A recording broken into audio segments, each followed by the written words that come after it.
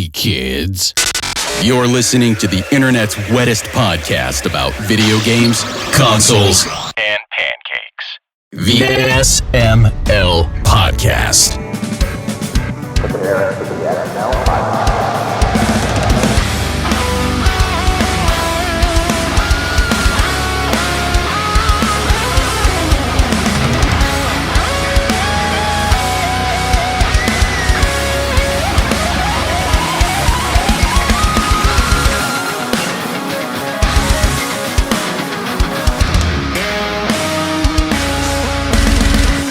What's up, everybody? This is the SML Podcast. I am your host, Joe. We have a fun episode lined up. Pernell's going to be here later on in the show because he's got some board game shenanigans to do. But in the meantime, Bri's here, Aki's here, Tim Ekkebus is here, and Grant Henry is here. How is everybody doing? Itchy. Real good. Did you say itchy? Peachy. Oh, peachy. I heard busy. I heard busy. Itchy. And that's I heard itchy. itchy. Busy being itchy. Good to know. They make Yeah, I was out in the sun Creams for for like that. 14 hours. Forgot to wear sun lotion. Just crisping right off. Is that what's happening? You're all burned up? I'm not. I'm good. Okay. I Joe, don't you don't go go outside. Yeah, you don't go this way. So, Tim and Grant, it's been a while since you two have been on. What have you been up to? Been a while since Grant been on. I don't know when how often Tim comes on, but Not very often. It seems like our paths cross kind of coincidentally often. that's what I'm saying. I feel like you're on here more often than not because it's just when I come on, you happen to be here. So in my mind, you're always here. But I guess that's not true. What was the last thing I reviewed? Was it Star Wars Outlaws? I think that was it. And I was here. So I was here for that, but I feel like there was another one. I feel like there was something since then. Not since Maybe I'm then, wrong. I don't No? think so. Okay. I was so goddamn busy for most of September and October. Yeah. Anytime Joe tried to waft something by me, I was like, no, it's not. No, it's not You just happening right now. wafted back. Yeah. There you go, Joe.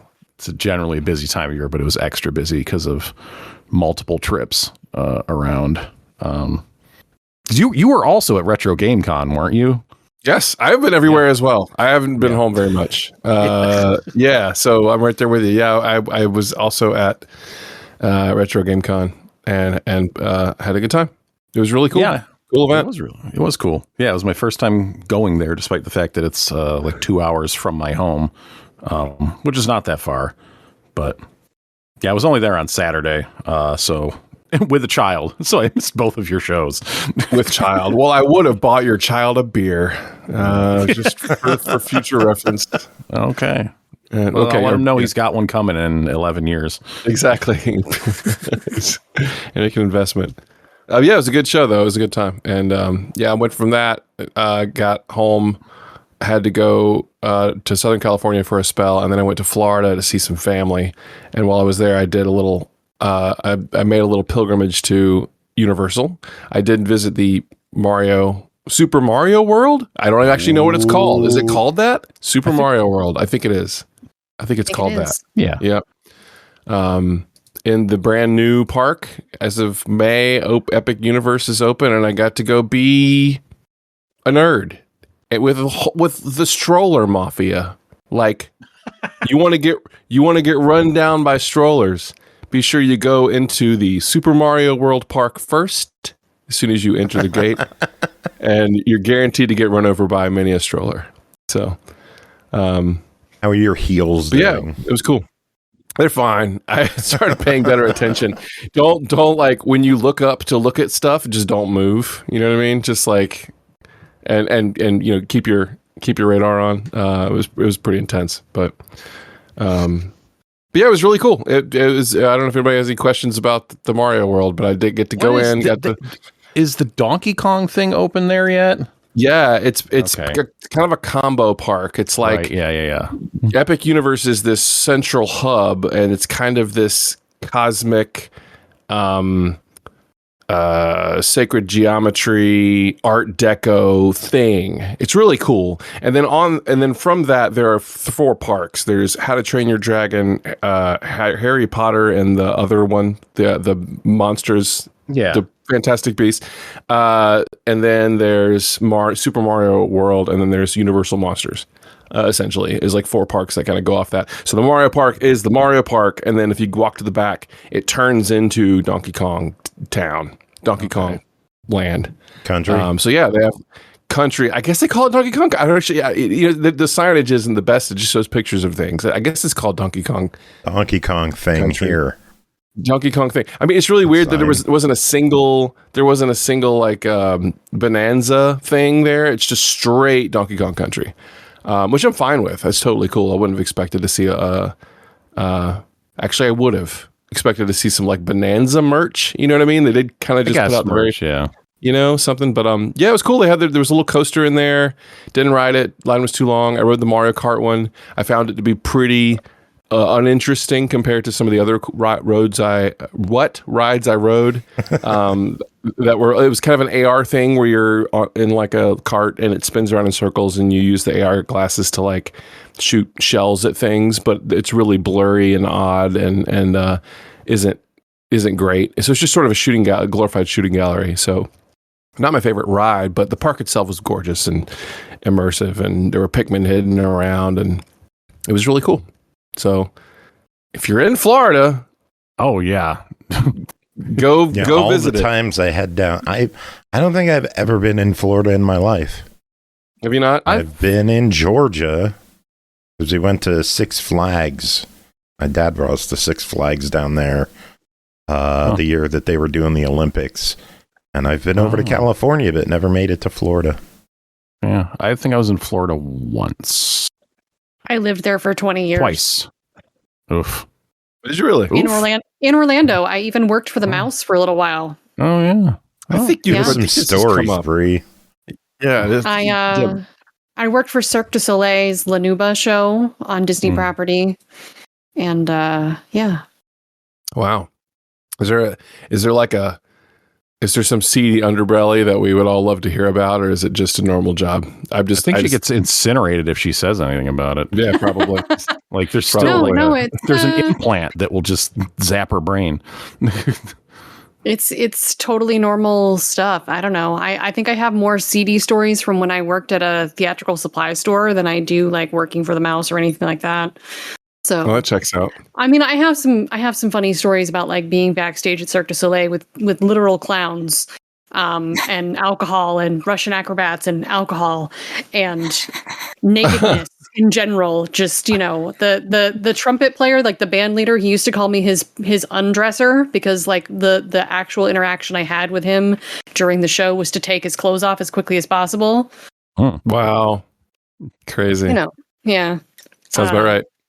I had to smack a trapeze artist on the ass for good luck because that's a thing. And once you start it, you can't stop because they're very superstitious people. Oh, yeah, totally. I can imagine that. The smacking him on the ass was after giving him a wedgie because otherwise he couldn't perform properly. Oh, my God. In his tutu. Cool. Yes. Wow. Yes. Joe, what ritual do you have before the show? I don't know. Same. Completely same. Completely same. Cats give me a wedgie. Ashley slaps me in the face. And we're here. That person comes in and takes all your clothes off. Yeah, I feel like you're talking about the theatrical supply store. I feel like I've heard a lot of stories about wild stuff that happens on after the after parties at like Ren fairs and things, which also kind of checks out. It's like the same kind of thing. So I get that. I mean, even in my medieval community, I've got some pretty, not safe for work stories about like the Men Without Pants party. It's gotcha.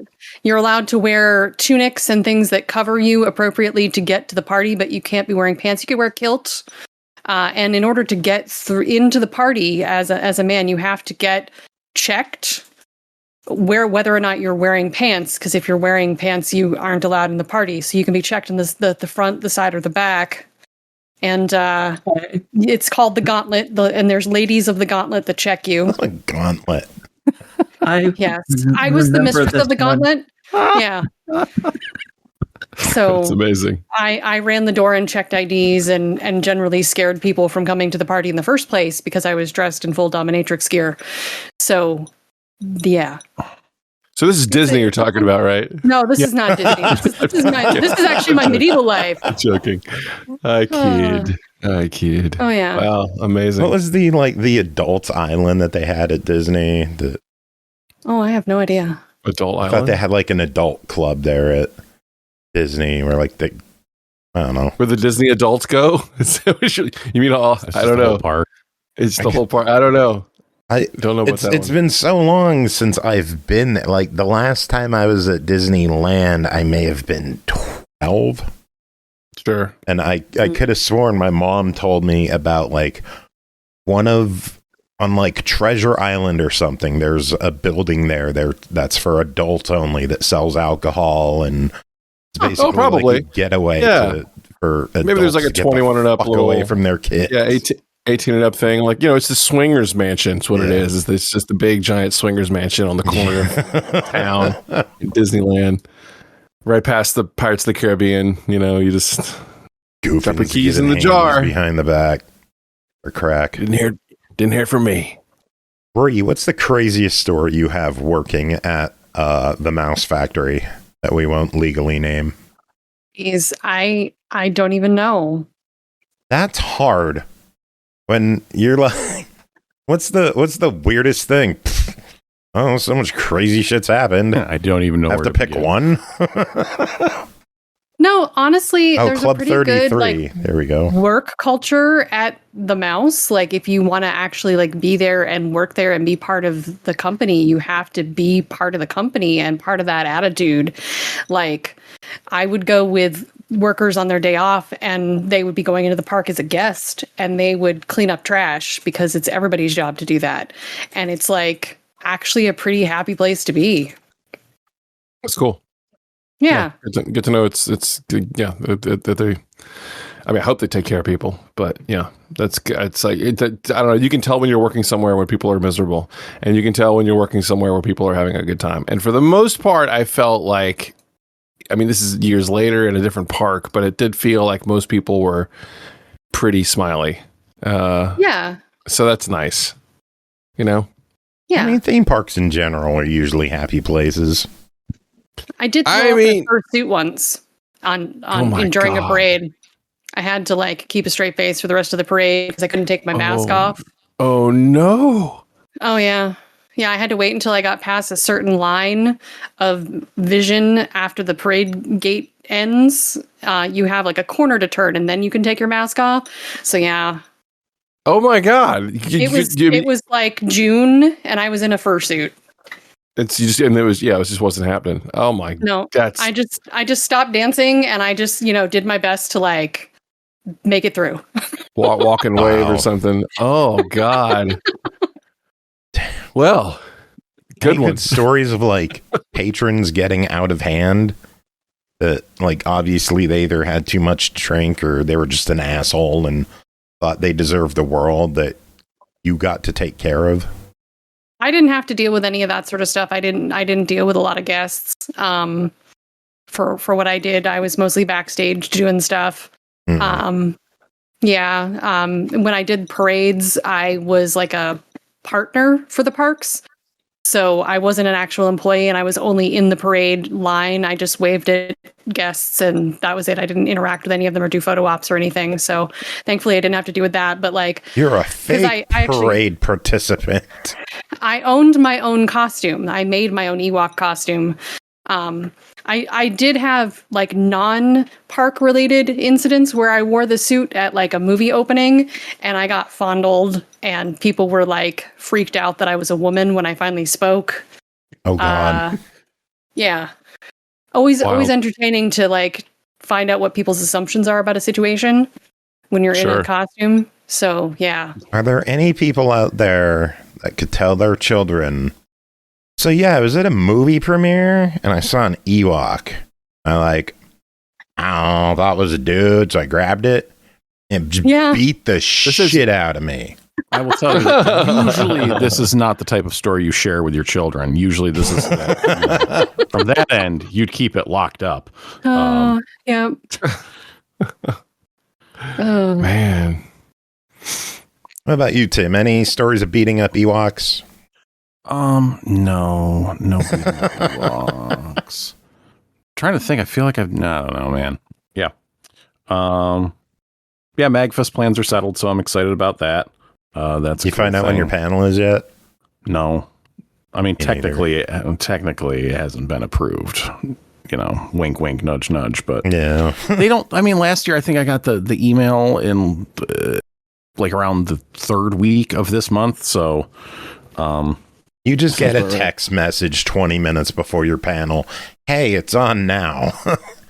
well, I just told them, I'm just like, it can't. I have my kid with me. It cannot be at 12:30 at night again. Like, Yeah, that's such a bullshit that they put you at that time last year. it was. I understand how it came to that circumstance, but I don't in any way. well, yeah. What was their reasoning?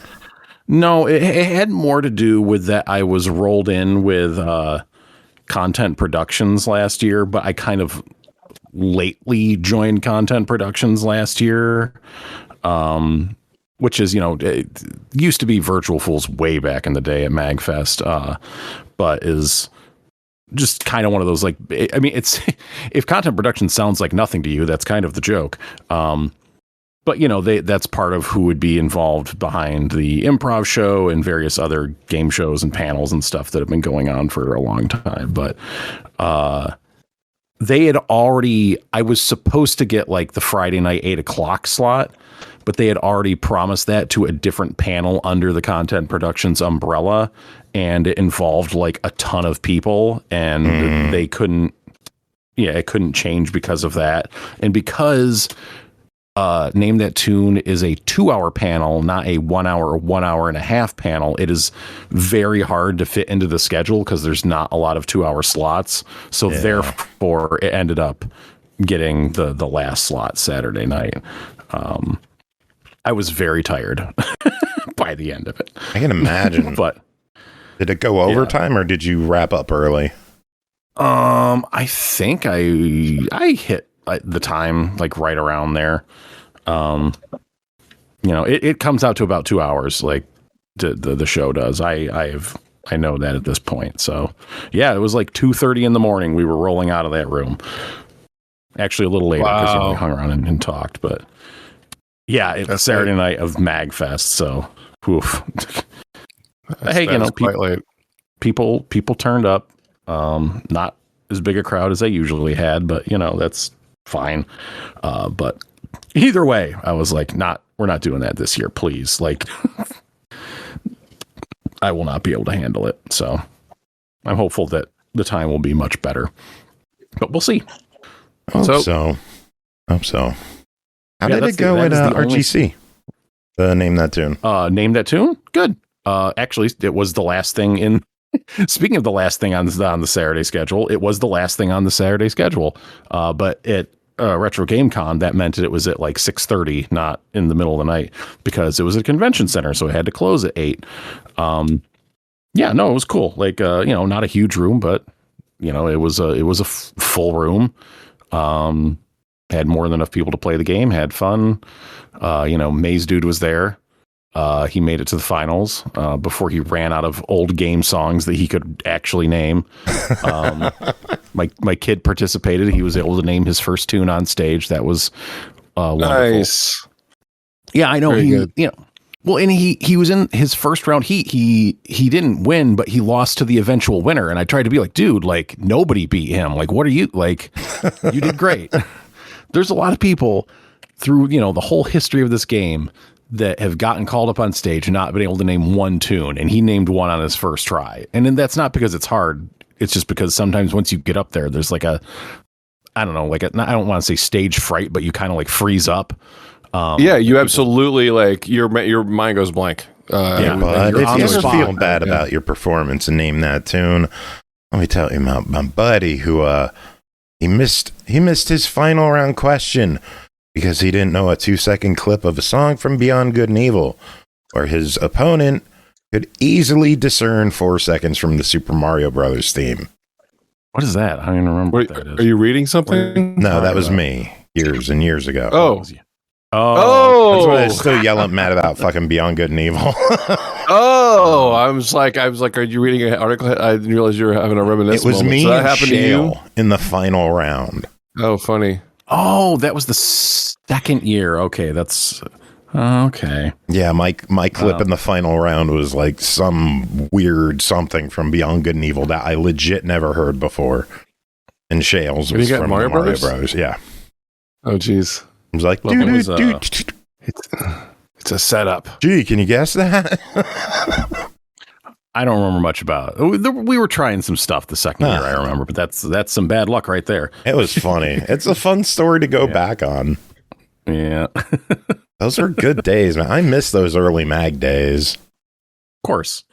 Yeah. Like I'll jump on the MagFest subreddit and I'll see all these people like, yeah, this is my 4th year and it just keeps getting bigger and crazier and I love it so much.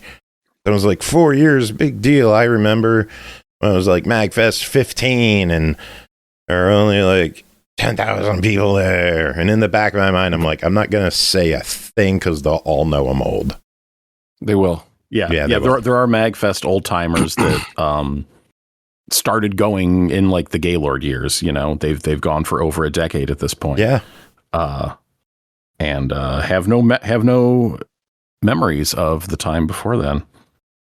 I think someone who has only been to every single Gaylord event, they're Gaylords. What other name would you give them? Someone with too much money. It's expensive. They're called the Renovators. Lucky because they renovate it super every lucky. other year. That's what I would say. It's just like, yeah, geez, they got to be getting the winning that room lottery. They know some dark magic. Still, just that first time walking into the Gaylord that first year, like you park in the garage and you walk down that hallway and then you see it open up and the big just like the whole floor. atrium with the giant like Christmas tree they used to put up. It was like, oh, we don't belong here. Not at all. This just feels wrong. I miss that giant Christmas. This is a mistake, right? Like it's a mistake that we're here. Yeah. Nope. So what days are you guys going to be in there? Grant, what day are you showing up? I'm going to be there Wednesday to Monday. Nice. Me too. I have to get Thursday there to early. Sunday. Yeah, I do not. I have to get there early for show prep stuff, so I'll be on Wednesday, and then I don't even know what I'm doing on Sunday night. I just know I'm going to stay till Monday. Nice. My room doesn't last till then, so I'll either bunk with someone or go get a Motel 6 somewhere. Our room. But I'm Dude, my floor, obviously. yeah. I mean, yeah. If there's a spot, That's then not I'm a in. question. You need a place. Yeah. We got So Sunday's a question mark, but I'll be in on Wednesday. Got a bunch of. It's going to be a busy year. No complaints. Honored to be a part of things, but it's going to be a busy year once again. It's a whole different kind of busy, but yeah. I'm going to see if I could find this is my least some way busy. to watch Dynamite with Big Adam again this year. This is my least. Dynamite at MagFest will forever be burned into my brain for when Phoenix fucked up his arm in the craziest way possible. That was gross. This dude straight up bent his arm like completely backwards. And it's like, oh, it's a sprain. I'll be fine in 2 weeks. Like, dude, we saw it. We saw it on TV. What did Bones he don't do? move like that. And you're still Oh, you're back a month later. It was. Oh, you're just talking about watching wrestling at MagFest, is what Yes. you're talking about. Yes, I am. Oh, okay. Dude, one of my all-time favorite stories of MagFest is the year that the Royal Rumble happened during MagFest. Yep. Because a bunch of us were all together in one room watching together, cheering when the heels came out, booing when the good guys came out, yelling Yeah, "New Day" constantly. 'Cause that was a situation where it's like, yeah, and most of us had not watched. I mean, obviously now there's like a group of us that watch wrestling on Discord every Wednesday. That's not obvious, but you know, there's a lot of wrestling references on this show from time to time. But at the time, there was a bunch of us, MagFest, that we were friends at MagFest. We saw each other at MagFest. We watched wrestling separately, but we had never watched wrestling together in a room. And it was really special. That's like an all-time favorite MagFest memory for me. And then we went back to our rooms and watched the Proto Men. And I believe that was the year when Dan had an American flag. They led him across. That was back when they split the concert hall to there was one stage at one end and one stage at the other end, and the Proto Men finished and then led straight across. Dan played across the yes, they led people to hall. His show. Yeah, that's right. that was awesome. That was cool. I missed that dual end setup that they did. I realized some of the bands don't allow for it anymore because of how much room they need, but it was, you had to cut the quality of your gear in half because you had to support two stages. Does that make sense? So yeah, basically they're able to pool their efforts to put all their money into this one stage, and it is actually better. It does sound better, but it was kind of novel to have that back and forth thing. And now they just put more stages in other places. Yes, they do. They're everywhere. Keep finding places to put stages. Yep. We don't need tabletops anymore, do we? Fuck it, stage. Actually, I think that's part of the reason to pull it all the way back. I think that's part of the reason how Name That Tune ended up in the middle of the night is because some panel room was lost to make another music venue so people could put on 2-man pajama jams. Oh wow! For sure. But we stole a panel room. Is that what happened? I'm not sure, but I do think that's what panel space. I think that was supposed to be a panel. Oh, we had to put more music in there. But having watched all the shows that were in that room, yeah, that was a much better idea than having panels in there. You were at a show in there. You guys had a show in there. Didn't Family Jewels have a show in there too? Yep, show did. He played after us. Show did. Show did. Oh my, that's funny. Yeah, it's wrestling related. Oh, is it? I'm just guess now. I don't actually know. No. I saw Pernell jump online. I think he's going to be popping in here any second now. The waiting game. There he is. Hey, we got a Pernell on the show. Pernell Vaughan, welcome in. How are you doing, bud? Sleepy, but good. Had a decent turnout tonight, so no complaints here. How about you? We're okay. We're 30 minutes in. Just bullshitting. Bullshitting is the best shitting. As long as you don't have to pick it up. Bullshitting is the best shitting. That's a good Pernellism. I'm taking that. That's a That's great mine. You might want to clip that, Joe. Yeah, I'll have to. Just in case. I'm glad to share it. Is a good shitting. Bullshitting How'd board game night go? What'd you do? It's the best shitting. It's not just good, man. It's the best. But nobody tell you different. How did board game night go? What'd you do? Oh, it was fun. I mean, using the same stuff, though. We tried to do a food drive. So basically, people bring in either some food to donate or contribute $2 at a donation to be entered in the raffle to get a free game. So that was pretty nice. Aside from that, we had a fair number of people show up. Lots of games got played. Made some new friends. All in all, it was a positive run. Cool. I had 2 drinks, both delicious. What'd you drink? What was it? It was a duvet. No, the apple pie cider drink. Alcoholic drinks, a lot of them. And the other thing was a caramel macchiato beer. It was also very good. Wow. Sounds fancy. It was delectable. The place I go around here is actually very good, and it's nice that they actually are willing to host our board game nights because the beverages are great.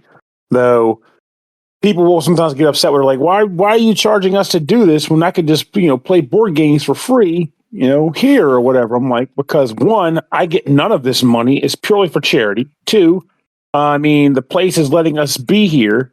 So it's a bit of a trade-off. While we get money from that, you get discounts on all your food and drink. I think that's pretty fair.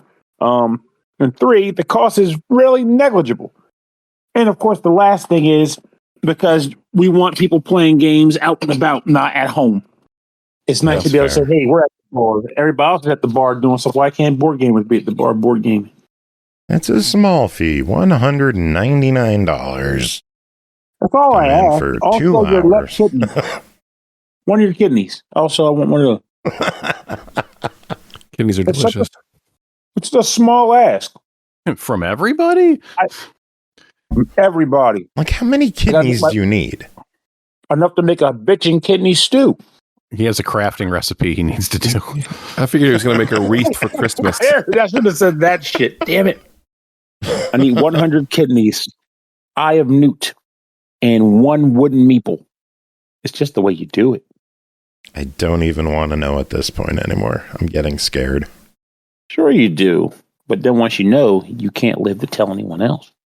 I saw some of the pictures. It looks like it's starting to get pretty big, too. It's gotten up there. Yeah, they want us to do 2 nights a month now. So we're going to try the last Tuesday of the month to see if there's a turnout. And if there is, we'll consider it. Otherwise, done. They want us to do it at their new location. So there's one. The one I go to now is down the street from me. The new location isn't much farther away, but it's maybe 5 miles versus maybe a mile. So it's nice if it works out. That'll be good. We'll see. There you go, Hockey. I guess we're moving Tuesdays to 10 from now on. The funny part, I think we went to 9 because of me. So it balances out. Yep. Life happens. And I complain about it every step of the way because I still don't get to sleep out. But I have fun doing other stuff. So it balances out. Yay. But aside from the general, how's it going? How has everyone been overall? Like anything fun you're playing that's not a review game? Because the review games I'll know about when you review them. I played that Kirby Air Riders training demo thing. Ooh, how's that? It's like you can. I think this weekend I was out of town this past weekend, but I think this weekend you can play online with people. It's like one of those betas server, smash the server tests. But before then, you can download the actual application and play like a training mode where it teaches you how to ride your air machine, which is machine for short. I've learned.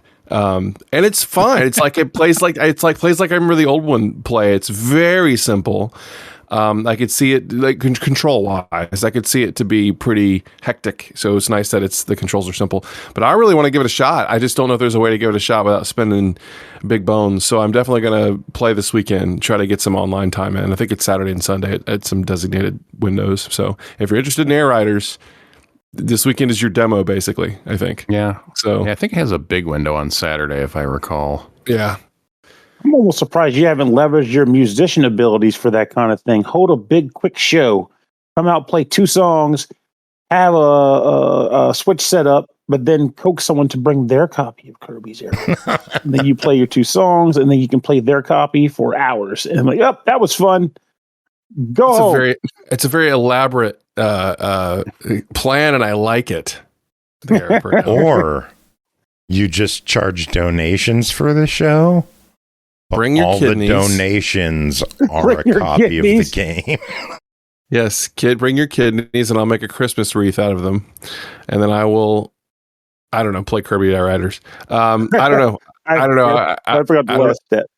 I don't know if I'm going to buy that game because Metroid Prime 4 is coming in like 3 weeks. So, but I did try it. So I do look forward to seeing how Metroid Prime 4 turns out. But there's a part of me that's like, should I even bother? I never played through 2 or 3. Not out of dislike, but because I just never made time. I bet you'll bother and then not play 4 as well. Hey, don't put that on me because now I have to not buy it despite the bother. I have no choice now. I can't see Samus on a motorcycle. 3 weeks later, we see a picture of him with the game and the amiibo. Well, first of all, I can promise you, even if I slip on the game, fuck that amiibo. I stopped doing amiibos quite a while ago. Yeah. You don't want to spend $40 on an amiibo? Do I want to spend $40 on a plastic piece that'll sit on my already stuffed up shelf in a place that only I would care about because I have no friends locally that appreciate such things? Oh, of course not. Yeah. That's a yeah. The answer to your question, no. No. Not even interested. The price of I'd be these happy to go amiibo someone are else. getting so out of control. And I guess someone's buying them because they're still making them. Yeah. I don't know if they're buying them, because I saw like those Street Fighter ones that are like 40. Are those 40? I want to say. Yeah. MSRP. Yeah, they're 40. Like I've definitely seen those discounted to like 20. Some of the recent Zelda ones that were 30 have definitely been discounted to like 15. Like, so. You know, the interesting thing about that too is that my old ass is like, no, I'm not bothering with that. But then I try to remember how I was back when I had disposable income and a lot more space that had yet to be populated. And I was like in the anime convention scene buying shit. And it makes me wonder if maybe I'm looking at it wrong and that those folks at that age bracket still love these things. But even still, I question the price of them. Because the anime figures I used to get, I mean, don't get me wrong, there were some pretty expensive ones too, but I don't remember paying that much for even imported ones. And they were in much better condition than that. Aki, Like how's those- pricing been on Gunpla? They've been just shooting up in prices. Mm-hmm. A lot. A high grade used to cost $25-$30. Now they're around 50. Wow, And- that's a big jump. Yeah. Japan had inflation itself, which raised prices. Then tariffs raised prices. Then de minimis, whatever, also raised prices, all in like 18 months. So Oh, yeah. Jeez. big price increase. Yeah. Master grades were 40 to 80. Now they start at about 80. Bri, have catapults gone up in price? Catapult. No, but ammunition has, because food costs are rising. People are more expensive to raise. I mean, I suppose if you don't own a catapult already and you had to build one, lumber prices are terrible. I used to own a trebuchet, for those of you who don't know. So this is not a weird question to ask me. Oh, it is. Only on but the there SML is a reason podcast. for it. How All are trebuchet prices? Well, let me take out my monocle and textbook here to go over the numbers. all Oh, yes. questions to ask Injury- you are strange. Yes. No, and Andrew that's pointed awesome. out I own 3 anvils. That is Whoa. true. Going hunting for Wile E. Coyote, are we? No, I'm a leather worker, among other crafty things that I do. And That's much cooler than hunting Wile E. Coyote, I used to assure you. make- I love that. I used to make armor in anvils as well, but not I don't own the really big anvils anymore. Those Question. belong to someone else. You Yeah. just Did you have used the to sell pocket any of it? anvils. I do have You a used to- pocket anvil. Did you used to sell anything with it? Like make it and then flip it? Or was it purely Yeah. like to make for fun? No, I used to sell stuff. That's Aki, what was your awesome. question? Leather working Yes. dominatrix outfit. Oh yeah, I used to make BDSM Yes. gear. Yeah. Yay.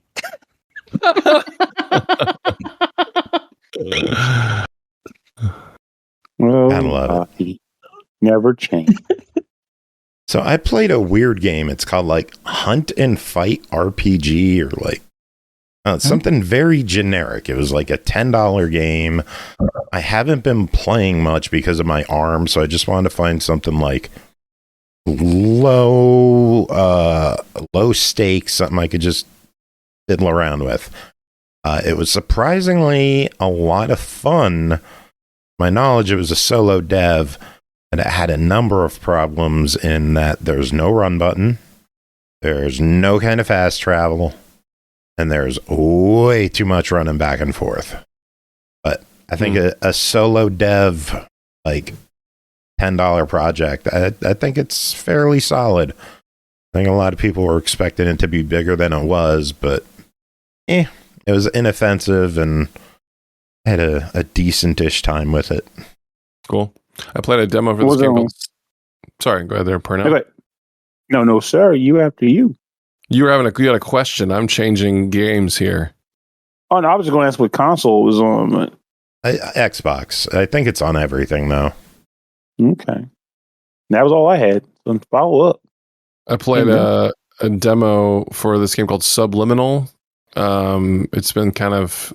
People have been paying close attention to it. It's kind of like a, Backrooms inspired horror game. Gee, stop me if you've heard this one, but it looks quite good and has really good sound. And I played the demo and it scared the absolute shit out of me. Oh my God. Like, I'm used to stuff showing up on screen, but there's some stuff they did with audio that just made me almost fall out of my chair. But it's mostly not that kind of game. It's mostly, I think it has to do with exploring the memories of this kid. And so that's what demo's on Steam and it's freaking gorgeous. I don't know if they did like room scans or whatever for the graphics, but it's some of the most realistic looking graphics I've seen for like a static environment ever. So looking forward to that one. Looks pretty cool. Subliminal. Not to be confused with Superliminal. Not to be confused with. Believe me, I was like, do I already have this in my library? And I was like, oh, it's a different game. Different game. Most Superliminal will do you. So I love that. Everybody's trying to play something something new that they're playing. Tim, did you say a game? What? I am still playing Hades 2, even though I said I was going to stop doing that, but it turns out it's really good. And it just keeps going, kind of. There keeps being interesting stuff to check out. And I just started playing... do what I want. Just started playing Ball Pit over the weekend. That game is addictive, and I'm surprised it is, because I saw it on paper and thought it was the dumbest idea, and I was so wrong. Even after like my first few runs, I was kind of like, I don't know if this is really grabbing me all that much quite yet. But no, now it's a thing. I'm into that. So I've just kind of been playing the games that I think people have been playing. I don't think I've played anything that's terribly interesting. Well, there's one thing, but we're going to talk about it. Momentarily. Momentarily. But yeah, nothing else that's like too... I'm trying to think. Yeah, no. I guess I got one more. I finished Death Stranding. I finally played the second one or the first one? No, the first one. I played the first one finally, and that game's fucking weird. But in it is weird and kind of boring and obtuse in like exactly the way that I appreciate. So yeah, that was Aki just posted a song and scheduling and planning. And I actually don't know if that is the best song. Because I like from Death Stranding. No, from Hades 2. She is put forward Hades 2. I am going to claw out your I am going to claw parentheses out your eyes, then drown you to death as the best song. But I think I might even like Bewitching Eyes more, which this is so the second boss in going down in Hades is Scylla and the Sirens. Which they are a 3-piece rock band, and they have a song, and after you defeat them for the first time, they have a different song that is just like a diss track, like shitting on you and just like talking about how the main character like looks like crap and got her clothes out of the garbage and her hair is a mess, and like why do you keep coming down here? And there's another song that comes later on, but like much later on, they like there is a song where suddenly it's like an 80s love ballad, and it turns out that maybe Scylla's caught a bit of a crush on Melenoi, and it's so good. It's just so goddamn good. That the You just whole sit like down with that.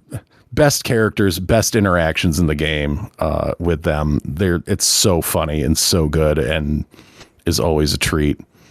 And that's just like what's insane. One of the things that's insane about that game is that I'm probably like 60 hours into it, and it still feels like I'm making, I've seen credits for sure. I saw credits like a while ago. Could have walked away. Could have. But I'm still exploring.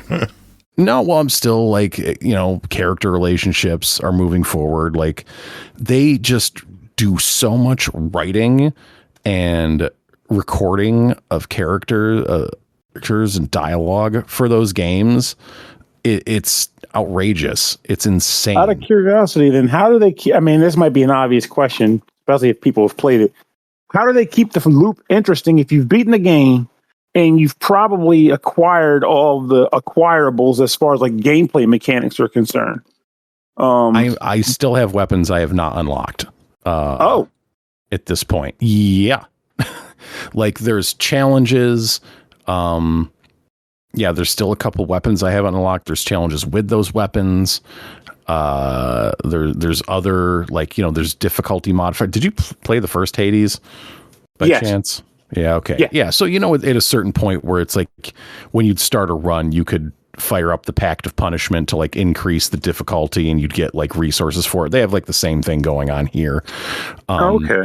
So there's those. And then there's the whole scroll from the fates giving me objectives and stuff to pursue. Like the still kind of the big thing that's hanging out there is finding what happened to the fates, because they are disappeared, or you find out that they are gone or very early on in the game, and I'm still working towards finding them.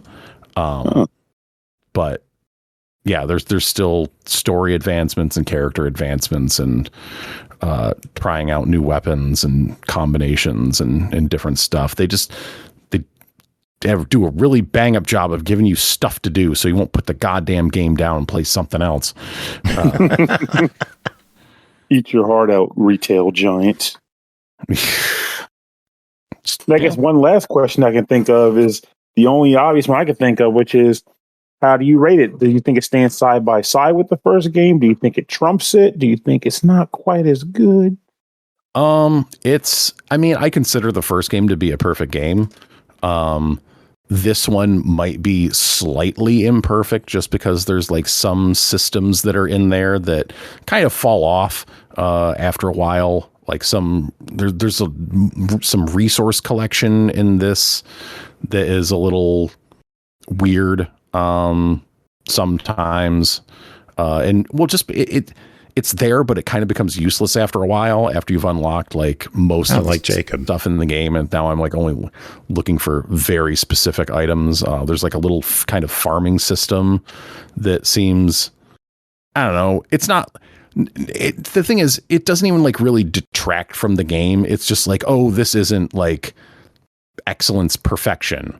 And then there are other things that they do that make it more interesting and give you some other options for stuff to do. So it is definitely still on par with the first game. I might even end up putting more hours into it. I don't know. I played Hades 1 a lot. Like even after I finished it and got credits, I'd still pick it up and like do a run here or there. And I just can't put it down. I mean, at that point, were you still seeing new things here and there? Or was it at that point, was just like, I just like the loop? I think at the point I was at, there's definitely more stuff in Hades 2 to do. I think for sure. And that there's two different routes you can take. There's going up and going down, and each route has its own stages and bosses and stuff to it. So it's, in terms of just like on paper content, it is twice the game that Hades 1 was. But yeah, I think at kind of similar points, I still have more stuff that is driving me in this game versus in Hades 1. I was just kind of doing it for funsies. Speaking of more, we just got more sub action. BX Latino Heat just dropped the 32nd month sub. Always appreciate you being here, BX. Enjoy the kitty cats. Enjoy the emotes.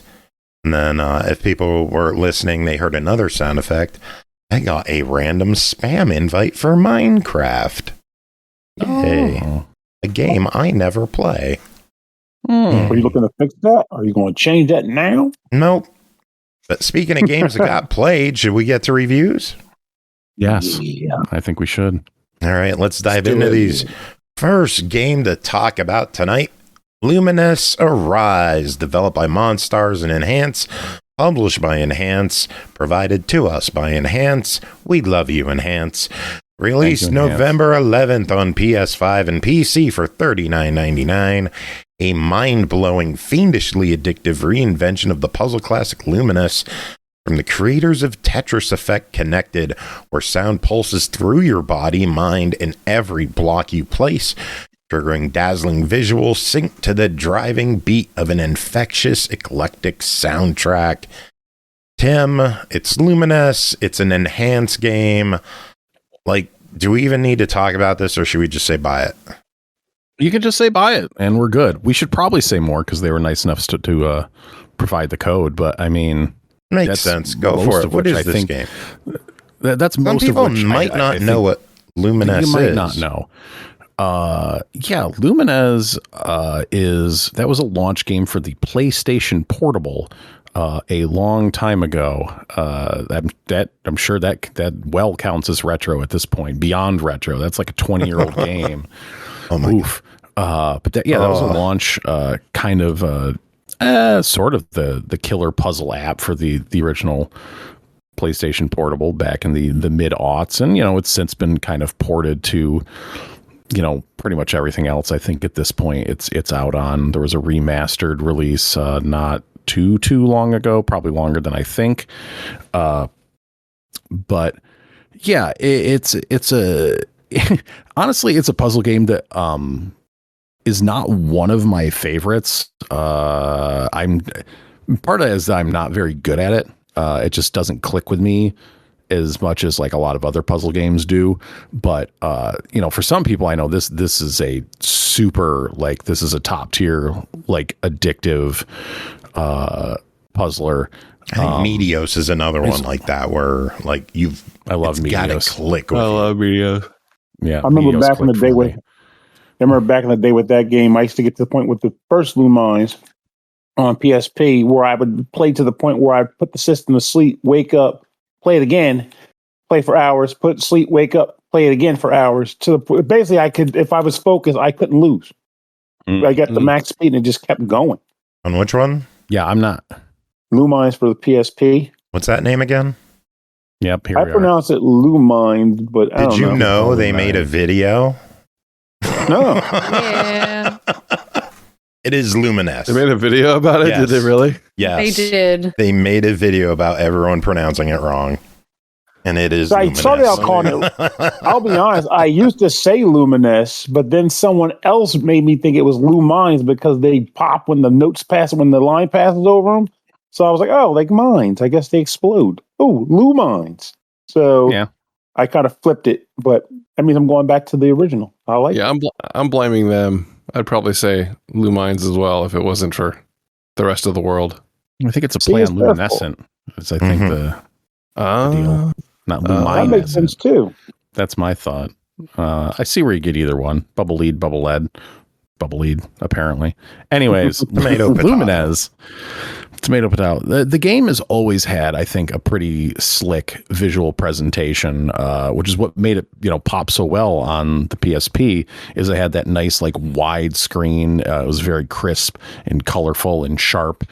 And you basically have two blocks made up of two different colors, or 2x2 blocks. So like a 4 little square block made up of two different colors, and they can be arranged in any of 7 different ways. I believe I counted them out. And the object of the game is you drop them. It's a wide well, not like a kind of a narrow well like you get from a lot of other puzzle games, like your Puyo Puyos and Tetrises and Dr. Marios and like Mean Bean Machines. No, this is wider than it is deep. And you're dropping these blocks and you're trying to make matching colored like cubes. So you can do like if you have a solid white block, you drop it in, it's going to clear. Or you can make like 3x3 cubes. You can have cubes kind of mushed together where it's like a 2x3 deal. So it's kind of 2 cubes mushed together. And they're cleared out by, there's this line that just keeps moving from left to right. It'll go off one side and then show back up. And as that line goes over completed cubes, it will clear out those blocks, and then things will fall into place. And, those might make cubes themselves. And then you kind of got a combo in that. But that line's progress is timed. So if it's already passed, you can sit there and quickly try to build up a larger block to clear out and get more points the next time it comes around. But it's the kind of this constant like ticking thing, like as it goes. Like you only have so much time before that line sweeps through again to get your pieces together to try to set up your combos. So you got to move in this game, and which kind of makes it, I mean, at least in my estimation, a little tough to get a hold of, just because like you do have that pressing force, so you can't think as much, I guess. I don't know. I'm so very used to Tetris now, where it's like, well, one, I've played Tetris a lot over the course of my life, but now you can sit there and like flip blocks like seemingly forever before you finally drop them down. You can throw pieces into a little cupboard and then pull them back out. But with Lumines, like, you got to move. And no, it's at its base, it is a good, well-designed puzzle game with like strategies to learn and kind of theory to figure out with how you want to place the blocks and build up your board in order to have success later. And when you kind of want to, like, sometimes, like I'll try to make like a big like cup of one color and then wait for the line to pass and then start trying to drop stuff into it to make as big a cube as possible. And then hopefully, ideally the opposite color will then drop down and make stuff below that. But with Arise, we are taking that classic Lumines formula, and then we are taking the style that they put into Tetris Effect a few years ago and merging those things together. So in Tetris Effect, you'd play Tetris. The whole thing is that just like they did all of this like insane audio visual work on every single level, like putting in different palettes of different visual backgrounds, changing how like the blocks looked. The music is a huge part of it. Like this comes from, a legacy of games that includes like Rez and Medios, for that matter. Child of Eden, like games rooted in, kind of trying to match like your play experience with the audio visual experience. It's a legacy of games that I've loved, but just trying to get you like kind of into a zone where every aspect of the game is, working with you, and you're sinking into the game. The game is sinking into you, and some kind of like, heady AV stuff. But if you're playing these games and you got these headphones on, like it works.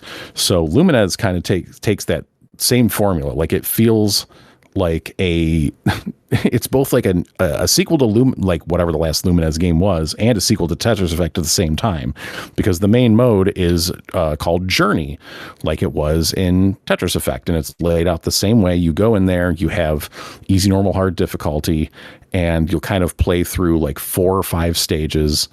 Like you hit a certain number of points, I think, and then you'll move on to the next stage in the set. And ultimately your object is to kind of get through the whole progression of like 20 or so levels. And they like this, I think, looks even better than Tetris Effect did. I think they did more, like even more with the detail on the visuals. Because, with Tetris, like you're just dealing with the blocks, the Tetris blocks, like color matching doesn't matter. Here, color matching matters a lot. So they have to have like 2 distinct colors, throwing up some air quotes here, because sometimes it's just like just different objects that are, there's like one, I remember it's like a train theme level, and like one of the colors is just kind of like a train crossing stoplight thing. There is one that is like spider themed, and they're like little spider eggs and cocoons, and there's like little tiny spiders like running all over the board as you're matching colors together. He's freaking out right now with that. Yeah, that is a bad level for arachnophobes for sure. And then is there a setting in the options to like disable that? You know, I didn't look because I'm not scared of spiders, but I would hope so that there's some way to skip that thing, because they had to know like, oh, this is going to be a problem for certain people. And then in the background, you have giant spiders like rocking out to the music, which is a great hallmark that they've carried on in this game. Like the second level is like chameleons rocking out to the music, just having animals just like nodding their heads to this like thumping like bass beat as you're like trying to like put these combos together. It's just really visually stunning, and I did play the whole game with like headphones on, and it just sounds like really good. The whole thing works. Like it's awesome. It's excellent. It is a feast for the ears and a feast for the eyes. And the only thing that holds back my enjoyment is my own ineptitude with Lumines, and that's not the game's fault at all. But I am getting better at it from having played it. This is definitely the most time I've spent playing a Lumines game, and they do have a section, like a little tutorial mission section that will walk you through stuff to kind of teach you some like block formation theory with like, okay, here's, you know, this block, you need to make this kind of combination or whatever with what is there on the board, and you got to try to figure out like, and it just teaches you ways in which you can drop blocks into a stack and kind of recognize patterns, and get better at Lumines. So that's cool and welcome and help me out a little bit for sure. But it's just like, it is other things going on. There's some multiplayer in there.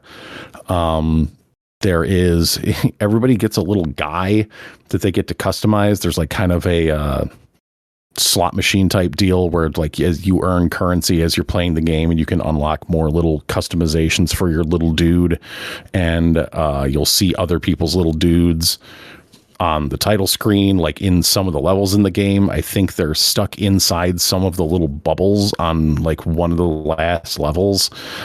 So they will show up in other people's games as you customize them. But it's really straightforward. It's just, you know, kind of different ways there's a place where you can set up like customized playlists of like levels that you like, that you just want to play through that way.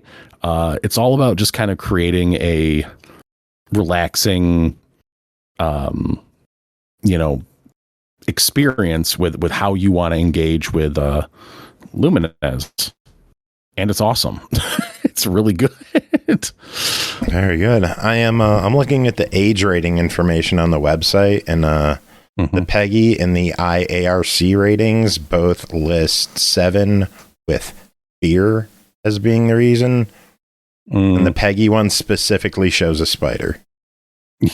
Yeah.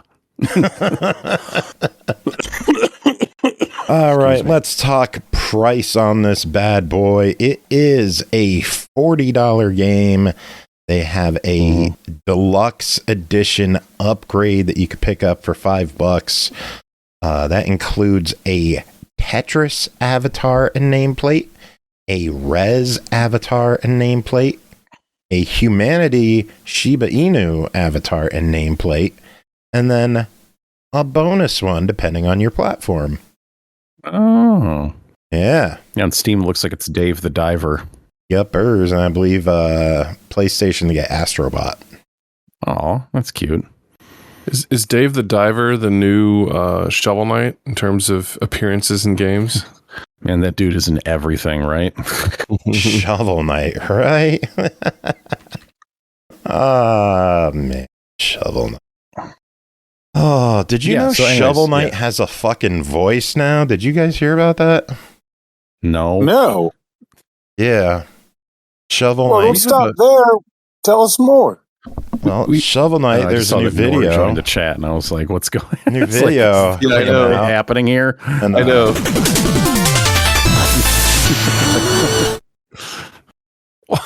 George, say hi. Unmute. This Shovel would Knight. work so much better in practice. Oh, there it is. Hello, everybody. Oh, God. Is that the Shovel Knight?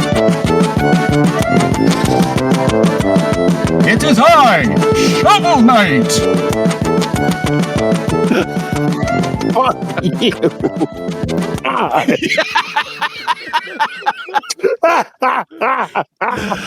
I can't believe you just naturally mentioned Shovel Knight. And I'm like, oh that my couldn't God. have been more perfect if we tried. I need to get like- George in here Wow. immediately. I've been trying to stall for so long to get him in here before the reviews, and it just Oh, really? Is that what's happening here? technical issues. But So it was telepathy, is what you're saying? It was Yeah. totally telepathy the entire time. Wow. specifically mentioning Shovel Knight.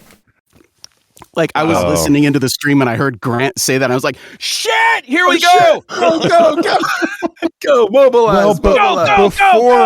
Before we get to that, we got to take care of business first. Luminous Arise clocks in at $39.99. Tim, I need a verdict. I'm so floored right now. Yeah, it's wild what has happened here in the last 2 minutes. Yeah, no, I would. It is a premium price for a puzzle game, but you are getting what you pay for. I think it's definitely worth the purchase for sure, unless you both hate Lumines and Tetris Effect.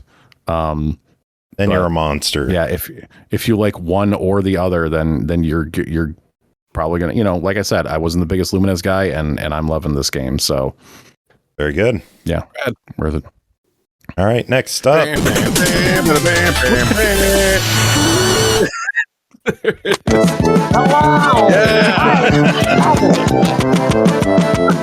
Shovels Malone, they call me.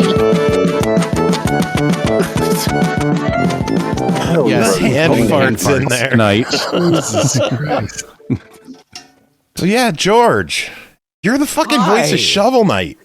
I'm the fucking voice of Shovel Knight. Like if you had told me that 10 years ago, I would have said you're like on crack. Wait, whoa. Slow down. I thought you were being a goofball and just being like, I'm going to be Shovel Knight today. You're saying you actually have the official voice of Shovel Knight? I'm very gullible, so don't lie. No, there's an expansion for Crypt of the Necrodancer that has Shovel Knight in it, and Shovel Knight needed a voice. And No. I am that voice. That's awesome. Oh my God, Norg. Congratulations, dude. I wish I was joking, dude. I'm going. I loved crypto. I'm going to buy that right now. I never know that was a thing. That's incredible, Dude, honestly, I had never played Crypt of the Necrodancer, and as soon as I found out that they were doing this thing, I grabbed it, and then I got the DLC. It is so much freaking fun. Oh, Like, wow. I had no idea. It's so Oh, yeah. good. Yeah, And the it's real fact they're good. still making content for it is actually kind of floors me. Wow. Dude, have you Well, heard all the congratulations, soundtracks that are Shovel in that Knight. game? Oh my gosh. Yeah, I think Jake actually did either some rearrangements or some different tracks for An it entire from Shovel soundtrack. Knight. An entire Do the voice soundtrack. again. So did Do it Arrival. overtime. Like, do the There- voice there was- again, since now I know you're not joking anymore. So hang on, so funny story. When they tagged me to do it, they said there was a special request from Jake, of course. If I could bring in a giant metal stew pot into the studio and talk Into the giant metal stew pot while doing the entire recording session. Yeah. That's it. And then that's it. that's it. Oh my God. It's for authenticity. It is I, so good. Shovel Knight. It's like literally that's all it is. That is No. fucking amazing. No impulse response needed, right? Holy it's shit. all au naturel. That's fantastic. Yeah. My heart hurts with joy. Wow. The funny thing is that this giant stew pot used to be the water dish for my St. Bernard Matilda, because the slobber to water ratio was so large that by the time she was done drinking, all that was left was slobber. Did I'm she watching then the drink trailer up right- the slobber? seriously, like she would drink water, and then like it was completely equally displaced in like one of those little small water bowls. So I'd pick it up, and it was like this gelatinous blob of St. Bernard's slobber. So I finally just got a giant stew pot for her, and it worked great. And I still have the stew pot, and that was the one I used for this thing. Holy crap! I'm watching. I just watched the trailer with your bit crushed. I know voice pot perform. I'm just floored. It's amazing. I love it. It sounds so good, bit crushed. Oh my gosh. Yes, it does sound good. Yeah, you deserved it there, buddy. That's fantastic. Wow. All right. Now comes the anime, right? Next is the oh my anime. gosh. Can you guys even imagine? That would be amazing. Yes, I think they keep you for the voice. Like, we can't change it. You're the official voice. No one can take it away. Yeah, they could. I'm a voice actor. I'm used to being recast. It happens all the time. But you have the pot. Well, you have the pot, man. Yeah, you ain't lying. They can't replace that pot. Authenticity and shit. Remember, children, this is a metal pot, not the other kind of pot. No, it's mine. We got all kinds of outtakes, like stupid outtakes, like it's a me, Shovel Knight. You know, like, stupid stuff like that. I think I said that at one point. Yes, Mamma mia.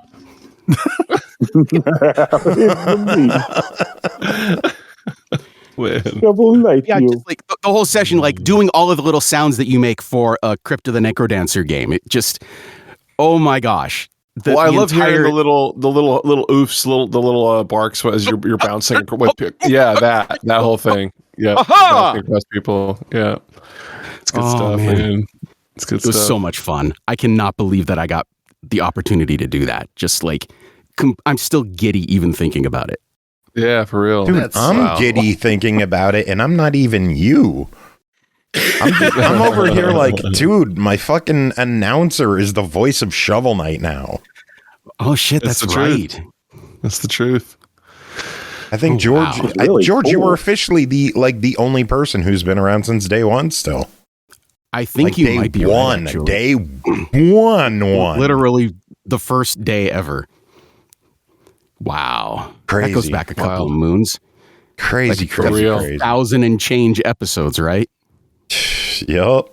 Man. Jeez. 1093 we are on. Oh, dang. You're close to 1,100. I got to make something. Yeah. Yeah. Well, get to 1140, you can make something. So, no, the technical problems Joe was talking about was like, I decided at like the last minute, hey, we need a polka version of the Shovel Knight music. So I like made this thing, that whole thing. And then the rest of the time was trying to figure out how to get it piped into Discord. And frack, that was hard to do. Wild. Golly. It should not, it's 2025. It should not be that difficult to do. I know. And the crazy thing is, like, they have players that you could like bring into here and just be like, play this file, and it will. Oh, they do? Yeah. Shit. I've got all of my audio stuff routing through OBS and then through virtual audio cable now, which I found out is a thing. I was wondering if that's what it was, because that's what I've had to use before. Yep. It was like in the past, what I had was I had a second sound card set up for loopback, and I don't have that set up running at the moment, so I had to find some alternative. But it was totally worth it, because then we get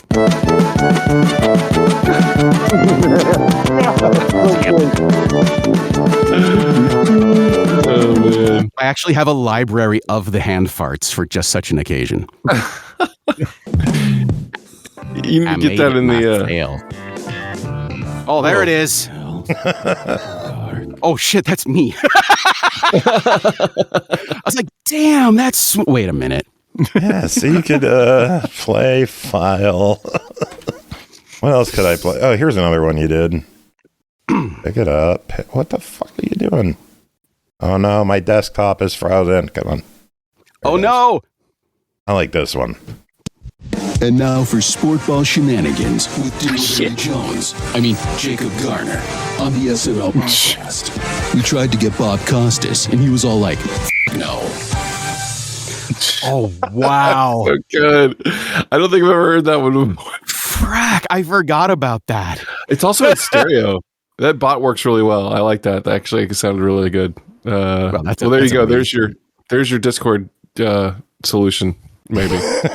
So how did you get it to do that, Joe? If you open the Showtime chat, there's a little chat bubble. There's the bot is in there, and then you just like /play, and it should give options there. Oh, well, I'll be darned. Yeah. Because we have like this whole legacy of stupid crap that we've done over the years. Oh man, I'm state 500 pancakes was still my favorite out of all of them. That was a good one. That was a lot of fun. Holy crap. When I wake up. Frack, dude, that was. I can't believe we did that. You've done so many stupid things. Yeah. No way, Jose. What the hell was that? No way, Jose. That was Tim. Oh, what? I don't remember that. Yeah. Old sound clip of yours. Jeez. So wait, that means I can actually just play random stuff on here now, doesn't it? It does. I think it means everyone snap. Can. Oh, what have we done? What have we done? You gave away the keys to the Lamborghini, sir. We did. Yeah, like 3 people get that reference. I know Grant's one of them because, dude. I'm here. Oh boy. Hi. How's it going? Yeah, I haven't talked to you in like an ice age. How are you? I know. I think about you on the regular. I think there was some reason to send you a random Tron note in the last couple months, and that was about it. But yeah, I know it was like perfect. We're long overdue. Too. We're long overdue. I just can't believe that I had a reason to mention Shovel Knight. That was insane how that happened. Like, what the hell? Reeling. And then I'm just imagining Norg, like, all the red lights going off in his room, and that's really funny. Yeah, exactly. It's time. Go. He's made the mention. Get on. It seemed way too spontaneous to have been planned, but somehow, maybe it was both. Does Shovel Knight actually get mentioned once per episode and we just don't realize it? It's possible. I don't know. I mean, maybe. I don't know. Wild. Jeez. I don't know. Gee. Oh my gosh. Well, now he's got to get in. There needs to be like a rift. Uncertain and troubled times. Oh God. Of uncertainty, we stand together with our workplace heroes, who make the wettest pancakes either side of the Mississippi, flow straight to your dinner table with our exclusive curbside pickup. Joe Kim's Pancake House. Wet pancakes, no matter what. Wow. You did it. Yeah. I forgot about that one too. Dude, I've saved so much shit you've made over the years. Oh man. What the fuck is this? SML grandmother? Oh, I remember that one. Oh, I want to know? No. That was an actual legit tribute, and I said his last name wrong in the whole thing. I felt so bad about that. Yeah. Was it my grandfather? I think it was your grandmother actually. Our grandmother. Yeah. Wait a minute. What's drill sergeant? Fuck, I'm almost scared afraid to to play know. It. I am too, but I'm gonna play it anyway. Let's see what happens. Get down on your knees and start sucking dick. Whoa, we're going to stop that one right there. Wow. I liked that one. God damn it. Holy crap. Wow, that was a great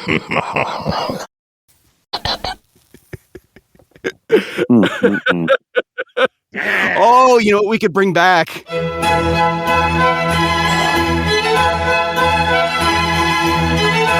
Yes! The year 1960 Anno Domini saw the launch, pun intended, of the 727 model of Boeing's line of commercial aircraft, God, I and that forgot fully about entered into service on February 1st of 1964. Wow. Oh my God, I can't forgot that believe let you me get did away with those. that. I cannot believe you let me get away with that. And then every episode for like 927, 727, 737, 747, and so on and so forth. That was your idea too. You're like, hey, I got this really dumb idea for the 700s. Let me run it by you. And I was like, you don't need to run anything by me. If you say it's dumb, I already approve. Haven't most of those things started with like just, hey, I've got this stupid idea?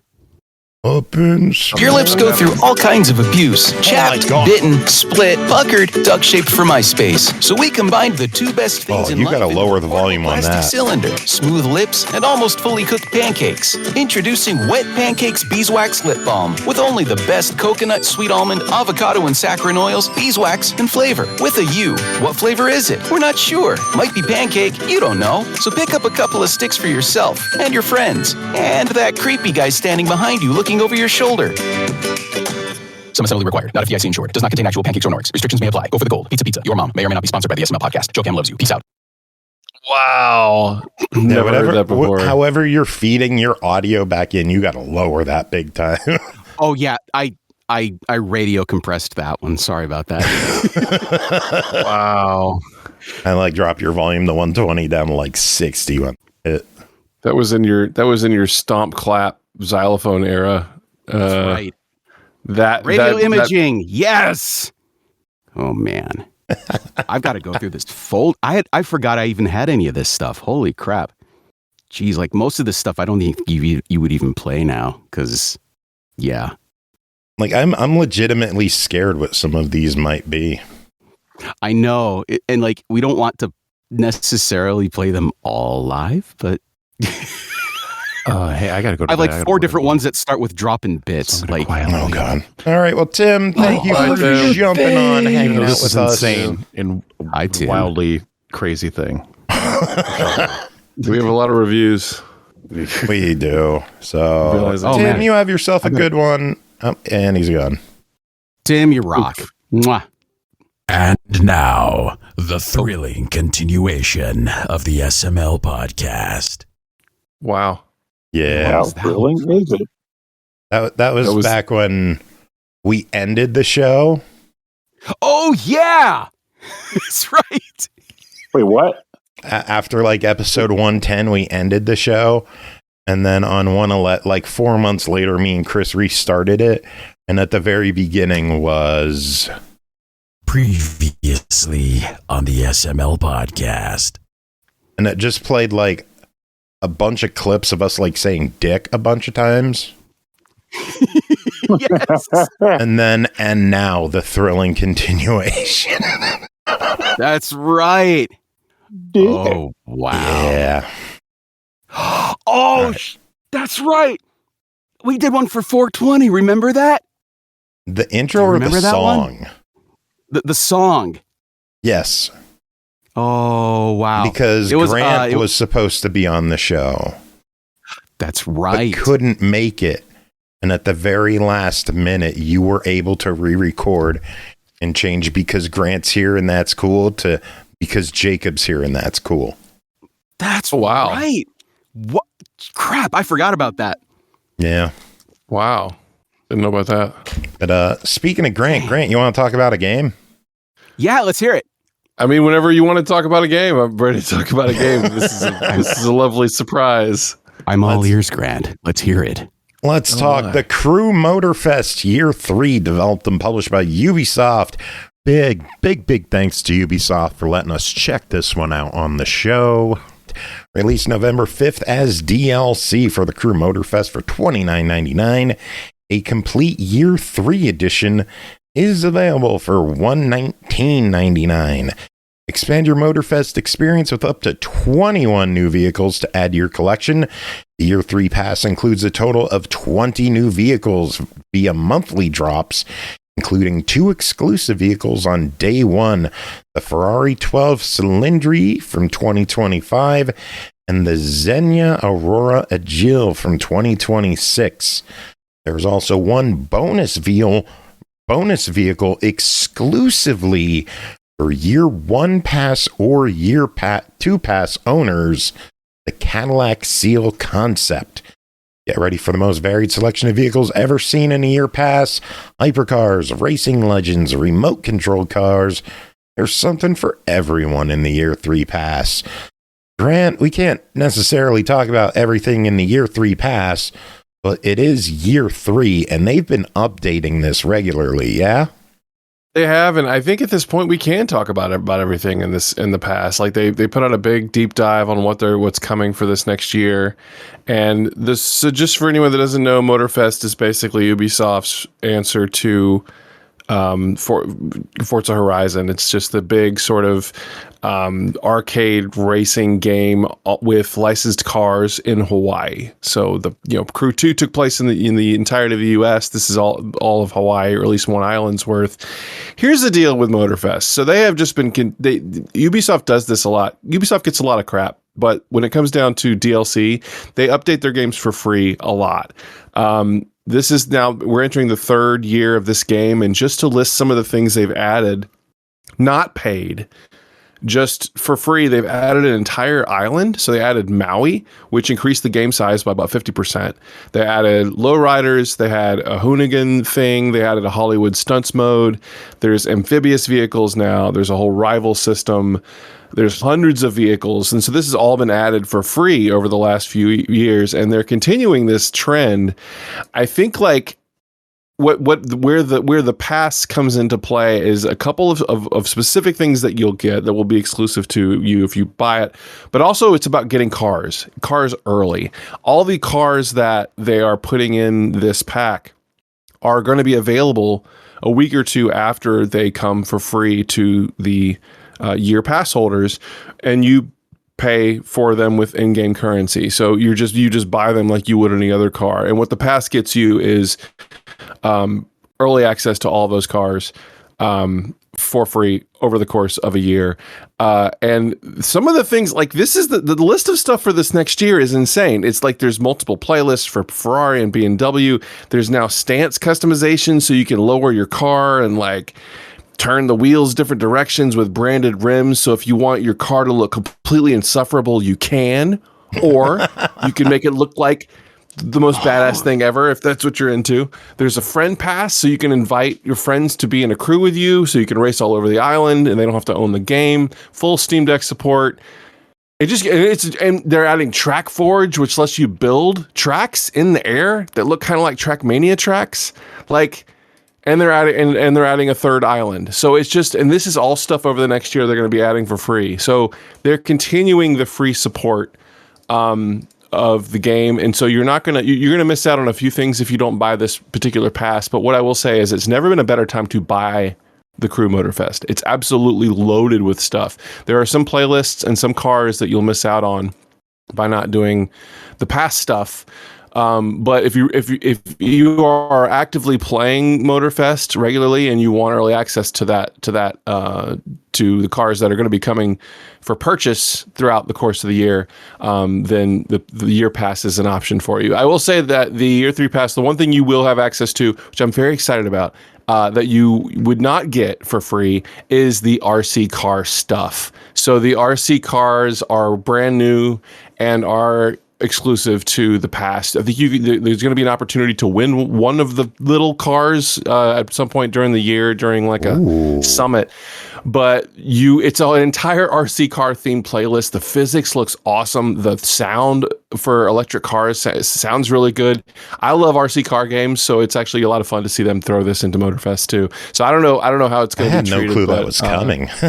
Yeah. It's pretty rad. So that last year they added for the year 2 pass, the exclusive playlist was called Chase Squad, which is basically the most badass version of Chase HQ you've ever played. It's about, these souped up supercar cops and you're hunting down people and smashing them and or arresting them and racing them. And so that was the exclusive for last year's pass. This year is going to be the RC cars. So you would miss out on those if you don't do the passes. And last year's like Chase HQ stuff was pretty great. But other than that, everything that comes to this game is mostly free. It's just about timing. So I would say that, like, if you're thinking about getting into Motorfestt, buying the vanilla game, you're going to get so much content. It'll be overwhelming, hundreds and hundreds of cars, all kinds of cool stuff to do, play however you want. If you're a regular player and you just want early access to stuff and you definitely want it on the RC, then that's the reason to pay for the pass, which is what, like, it's $29 for the year? Yep, $29.99. Yep. They do a bit of, they do like microtransaction stuff, but it doesn't really block you out from playing anything. It's not lousy with it, but it is there. So if the car list looks good to you and you're going to want those cars, then this is definitely a way to get them and get them early. Otherwise, I would just say play the vanilla game. If you're playing the game regularly, this is a pretty good opportunity. If you haven't gotten into Motorfestt yet, I don't think you need to necessarily get the year 3 pass, but you absolutely should get the game. Well, they offer a 5-year trial now. 5 year. Oh my God, that's 5-year trial. You have to play it 2 years for 5 full years. No, they offer a 5-hour trial, don't they? They did. They did for a while. They probably still do. And they also have a friend pass. So if you wanted to hook up with someone who's got the game, you can play the whole game for free that way too. But you'll see a lot in 5 hours. So it's great. I mean, I enjoy Motorfestt more than Horizon. Oh, I think really? Those are fighting words. I booted up Forza Horizon for the first time last year, and it had been a while, and I just decided to go into the little roulette wheel and just spin it. Like, I think I had like 150 spins, and it was literally just shot in the face with the fire hose of cars. It was like every emote, every car, everything I'd ever wanted just came to me for free. It was just like, here's like all this stuff I didn't ask for, all this stuff that I think the idea is that it drip feeds you constantly to keep you playing. And the thing with Motorfestt is it makes you actually feel like you have to work for these cars. You have all this choice, but like when you might really think about a car you want, you might test drive a bunch of cars, and then when you buy it, it's yours, you spent the money on it, and you want to take the time to customize it. It's a little more sacred, and I feel like that fits the way I approach games a little more than just being like, just free. Oh, you want 100 drift cars? Even though you've never done a drift race before? Sure. Thanks for clogging up my inventory. Anyway. I do love Motorfestt, so highly recommended. And this pass isn't a bad deal if you're already a player. Here is a question for someone who played Motorfestt day one, enjoyed it, had some fun, moved away, got distracted, hasn't gone back. Would be re-entering from like month 1 to today. What is there to look forward to? Oh, well, I mean, like the game is made up, the way the game structure is built is with playlists. So it's kind of their way of introducing you to different kinds of car culture and different types of racing, like, actual, indie racing or bikes or planes or boats or Ferrari or whatever.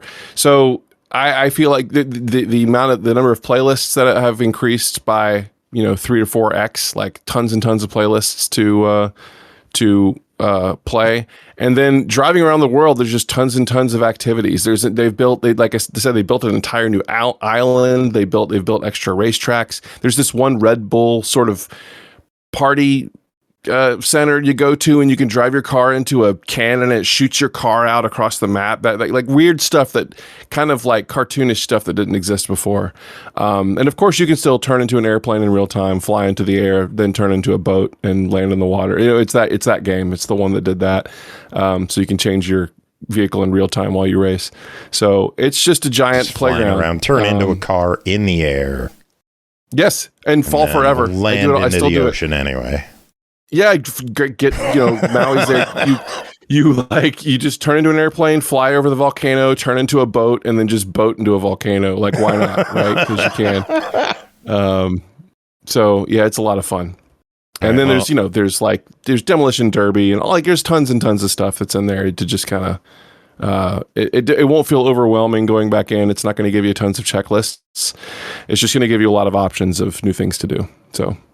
Very cool. Well, let's talk about the layers in pricing here. we are officially covering year 3. That is $29.99. What do you think of that? I think if you're already playing the game, it's a good deal. I think because it's just basically access to a lot of the stuff you can get over the next year for free, but early. I think that if you're not familiar with the game, get the game. I don't think it's necessary to go for the pass now. I think get in the ecosystem. Definitely love Motorfesst, but I don't think buying the year 3 pass is necessary or even recommended for someone who hasn't played the game yet. I say get into the game first, and if you really dig what you see, then feel free to upgrade to a pass afterwards. Oh, you bought something on the store. What'd you get? True Motorfestt year 3? Do you have the game? Nope. Oh, is that an option? Well, you said if you haven't played the game, you wouldn't look into. Oh, that's true. That's 3. true. Yeah. So I mean, like, I guess if you wouldn't play the game, you'd buy like the bundle or whatever. You could do that too. Hey, you might buy the base game later. Might as well get the game year 3 itself. now. I was going to ask about that. The game itself is $69.99. Still the standard price for the game. Obviously, it goes on sale here and there. But for full price, what are your thoughts on it?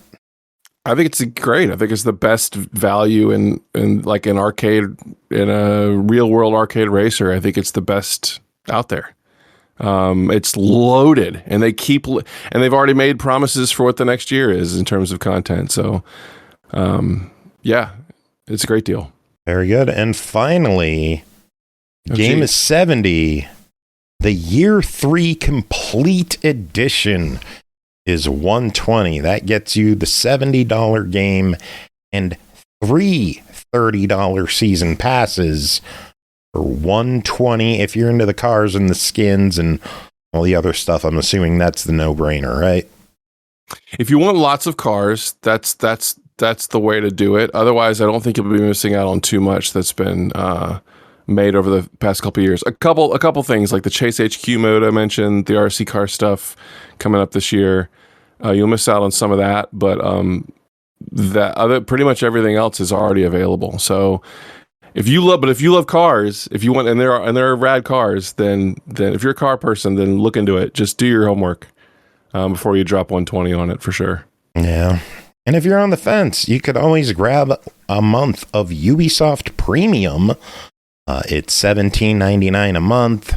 They do have a yearly option, and that gets you the ultimate tier of every Ubisoft game while you're subscribed. So Ubisoft Plus Premium gives you year 3 of the Crew Motorsport Fest. Indeed. All right, Grant, you sticking around? You heading out? Y'all hang. Cool. I'll chill. Next up, Greek Tragedy, developed by Cute Spooks and Prairieville Games, published by Pineapple Works. Released October 30th, Xbox One, Series and PC, the Switch, PS4, PS5, and PC for $15.99. While immersing herself deeply in her creative writing, Amy Chipley suddenly gets an urgent message from Kurt, her boyfriend. The cryptic email implores her to meet up with him at the Student Union building and suggests immediate danger. Locked in the common room with strange, foul-smelling gas seeping in. Jacob was there. Amy must do her best to find her way out quickly, else she perishes at the hands of a bloodthirsty cult. Why are there cameras in the dorm rooms, Jacob? What do these robed fraternity brothers want? And how do ancient gemstones fit into all of this? Investigate the conspiracy and uncover secrets behind a recent wave of disappearances. Rescue Kurt and expose the truth behind it all. Or get the hell out as quickly as possible. You've still got student loans to pay, you know. Pernell and Bri, both you covered this. Pernell, start us off. What is Greek Tragedy? Well, you are playing as this individual, Amy Chipley, trying to escape what is clearly a building that, well, unless something pops up at the very end of the game, they're explaining it very much. I don't know how the heck she's been going to this school in this state and thinking everything was perfectly fine, but I digress. You are essentially trying to solve a series of puzzles and escape the facility as you described, while also avoiding the dangers of creepy robed cultdom. one thing I believe I made the mistake of doing, though the game does allow you to do so at the beginning, is choose between regular controls and tank controls. I chose tank controls because I am of the old school type and felt that despite the fact that tank controls have gone the way of the dodo, I should try to embrace this game as I wager it was intended, considered as a PlayStation filter. Bri, I regret what that did choice, you pick? especially because Tank or classic? So it actually doesn't give you classic controls. I picked that I loathe tank controls, and it just still gave me tank controls, but with the settings changed. So wow, it's so only that tank sucks. controls. That sucks because then I was like, okay, well, maybe I'll go to the settings that they describe and change it to regular controls because they specifically tell you. In my case, I said I'm okay with them. I'm used to them, and they said, well, they're here, your tank, but if you would like, change them in the settings. And there is no setting option to change it. If there is, I would like to be told where it is. I've checked every setting I could find. Ain't there? Yeah. So, Why does anyone do tank controls anymore? We have evolved as a species beyond that point. We I definitely get having the option for the old schooldom of it, but I agree. The reason why they were there was relevant to the time, and we don't need them anymore. But this was a game that was designed to be retro, so I was like, I can appreciate giving the option. So there is no option; you just have to do it. And there are more than a few places in this game where you will pull your hair out because of that. I'll get to that. So, for the most part, you are not a brawler of any type. You don't have any guns. Well, firearm guns. Or melee weapons. You just have your wits and your feet. You're exploring the campus, dorms, and then outside of the dorms, solving puzzles as you go. As you progress, you will come across the occasional item that might give you a solution or some clues to solve a puzzle. And I do at least appreciate some of the puzzles in this game, particularly some of the weird mathy ones. But you're doing that. You get items every once in a while. Yeah, one of the puzzles I came across involves filling in the values of an equation and then solving the equation, and that gives you the number to a room that you can unlock with a key to progress further in. Oh, I enjoyed it. I mean, don't get me wrong, it's not math. Like, you're not sitting here going, man, do I carry the one? But it is still a math problem. But you primarily just kind of plug the values into the equation, and it produces the number. Though I didn't realize that at first. I didn't realize you could plug in the values at all. I was writing it on paper and solving it. Who do I talk to with this number? And then I learned, I have to select the values from the actual screen. Paper and pencil.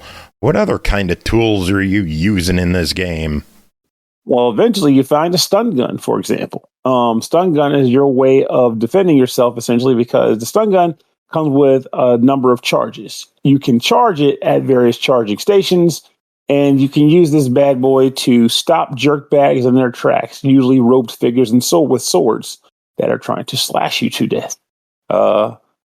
Aim and what fire. about the shovel? Well, that can you hit happens people with later, shovels? Nah, but I believe you can talk into a fishbowl to distract some enemies to get away from the fourth floor segment if you're really smart. There you go, George. I'm on board with that plan. Sign me up. Fucking hell. God damn it. This man is a gym. An absolute gym. He's a gym. Never change. Because if you do, I'll kill you. God damn. Be a man, Hogan.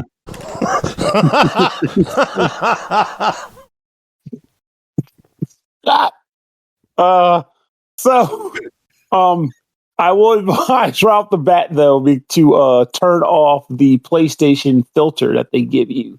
Because initially, I thought the game was very grimy, overly dark, and hard to see. And it turns out the game is just dark. But once you turn the filter off, you can actually see what the hell you're doing. I don't think I have a bad TV. I have a pretty decent TV, so I don't think that's the issue. I think it's just my eyeballs didn't like it. So my advice is turn that off. The filter, does it make the visuals all pixelated, or is that just like the graphics of the game? What all does this filter do? It kind of gives it a grainy overcoat to kind of mimic, like, say, what Silent Hill looked like. But if you remove it, it's not like everything is like solid lines, right? Well, they're solid. Like the character she's built. She has like her frame. There's no graininess to it. It's all smooth. Everything's smooth. So, and I hope I'm not explaining this in a way that makes it sound worse than it is, because it actually looks fine when you turn the filter off. It looks decent. But the filter was basically using like a quick effect to say, remember what PlayStation looked like? And I'm like, yeah, and I don't use that anymore. But also, it didn't look exactly like this. So I'm glad that you can turn that off. So I honestly do enjoy walking around. I don't enjoy walking around with the tank controls because there are a number of segments where you have to kind of walk tight ropes, and you're being timed while you do it in some of those cases too. As in, and maybe not tight, I should say more like narrow corridors that are elevated. And you can fall off, and if you fall off, you die. In this game, dying has a sequence where you can occasionally perform what's essentially like a lock puzzle, where you'll have a number of hearts surrounded by, or like a bar at the edge of one of the sides of the heart, and a cursor going around it at a certain speed. Hit the button at the right time to overlap with the bar that's outside the heart. On all of them, you air quotes unlock another try, and you can try again at the checkpoint you last hit. But if you fail all those, the game is officially over, and you will start back at the last place you saved your game. Save points in this game exist by way of portraits you can discover as you explore, and each save point can be only used one time. After you've used it once, you cannot use it again. Oh, no. Yeah, so those segments, when you're walking on the tightrope or on the elevated platforms, oh, God. I got lucky on one of them where I thought I was going to suffer quite a bit, but one of the early ones, I died multiple times. That sounds rough, man. And I'm sure that was intended to be tank controls. Yeah. And the sad part is I'm almost positive that if it weren't for the tank controls, yes, I know someone hearing this is going, that's a skill issue. Don't be sucky at tank controls. And yeah. You could scrub. I was always this way with tank controls, but Resident Evil didn't have parts where I could walk off and die. If it did, maybe I'm forgetting. But yes, I've always been this way with tank controls, and I've also beaten Resident Evil in 2 hours, or Resident Evil 2 in like 2 hours to get tofu or whatever. But I digress. The game, I like the writing for the most part. It doesn't bother me. I do want to see someday, maybe I will, if they explain at the end why this place is the most barbaric, freaking like ancient tomb-esque South Michigan dorm campus I have ever seen in my life. I'm hoping they explain that, but I may never get there because I am trotting. But I should stop talking for a minute and let Bri discuss some things about how her take is on the game. So I'll start off with some nice thoughts. The game recommends headphones, and I would too, because I'm all for immersion, and the footsteps and heartbeats and all really gave a good scary vibe. I liked the retro style graphics mixed with like cute comic art in certain places. But ultimately, I hate tank controls. I am so bad at them. It takes me too much time to figure out how to walk. And very quickly into the game, that became a major issue for me. The game started out in a cave, and a few short puzzles later, you have to walk across these narrow platforms in this section. And if you fall off, as mentioned, you start over at the beginning of the checkpoint. And this is like in the intro. I finally got through that into the next section after several tries. And partway through the next section, this bloody hand comes out of the water and you have to run. I could not walk fast enough, let alone run in a straight line with tank controls. So I couldn't get through the intro, and I knew this game wasn't for me. Quitting at that point gave me ending F, presumably for failure. And I learned that you can fast forward dialogue with the right bumper, I guess, so that if you have to replay sections. I also remember getting to a save point and learning that you could only use it once, and I thought that was horrific. But yeah, I couldn't play much of the game because I could not get through that running section in the very beginning. I gotta tell you something. So after that part, I was like, man, this part sucks, but at least maybe I want to deal with that again. A bit into the game, you get to a point where you're in a cave. You're walking through the cave, You see little bits of like what looks like lava on the ground. Turns out it's like blood. And statue. If you get past that statue and keep going forward further, you'll come across a trident. And once you pick up the trident, the blood starts to rise. And you have to get back to the statue and plug in the trident before the blood drowns you. Okay, first part, okay, I can run with that. The next part is all sorts of, elevated catwalks over blood that twist and turn that have the same sort of puzzle. But now there's a time urgency to it. I hate everything. I got it done, but for the sake of review, I got to try as long as I can. But god damn, I died so many times until I got that right. Ew, God. Take off 10 controls, please. Than I did. I thought the concept of the game seemed interesting. I really liked the vibe of it, but I could not get any further without screaming obscenities, and I don't know that the obscenities would have made the controls any better for me personally. And I gave up before I put my controller through my TV. So yeah, very nice. Maybe they could add like a barrier option or something. Like you can't walk off ledges unless the game requires you to do so. Like that would be bowling. one fix. Yeah, what, a lot of games do that. Yeah, exactly, right? And it just makes your life better. Should be measured by number of controllers through screens from now on. That'd be too expensive for some of these games. Cost the game $15.99 plus whatever your TV costs times 3. All right, Bri, how many controllers do you give Greek Tragedy? Oh my gosh. 147. Yeah. Oh my gosh. $16. What do you two think? Bri first. I like the idea of the game. The controls were just a barrier of entry for me. And if you like old school Resident Evil, you might like this. The best I could give it is a try it. If you think you can handle the tank controls, it seems like a really interesting premise. In my case, and one more thing I should mention, they'll be very brief, is that how they handle health is that you get items that will heal you, but there are also items that will heal you but will decrease your max HP. So you can get as many of them as you want, but you'll eventually have the max HP of a gnat. So, balance that shit. Another way to make the game tougher on you. As far as my rating goes, I'm honestly going to give it a try. And I say that because I'm positive many people have listened to this and said, oh man, that sounds like a skill issue with you chumps. And I would do great. And for those people, I would say, well, I mean, the game itself had some solid elements to it. And I was enjoying solving the mystery up until each point where the controls made me want to punch the wall. So if you can get past the tank controls, I think you have a game here you might appreciate. So I'm going to give it a try. Very good. All right, let us move on with Ball squad, shoot for the skill shot, it's a house ball. Ball squad, shoot the green like a muffin shack pie. Mike is the simulator, man is the zen. Show with the milky voice, image the U buffet. Ball squad,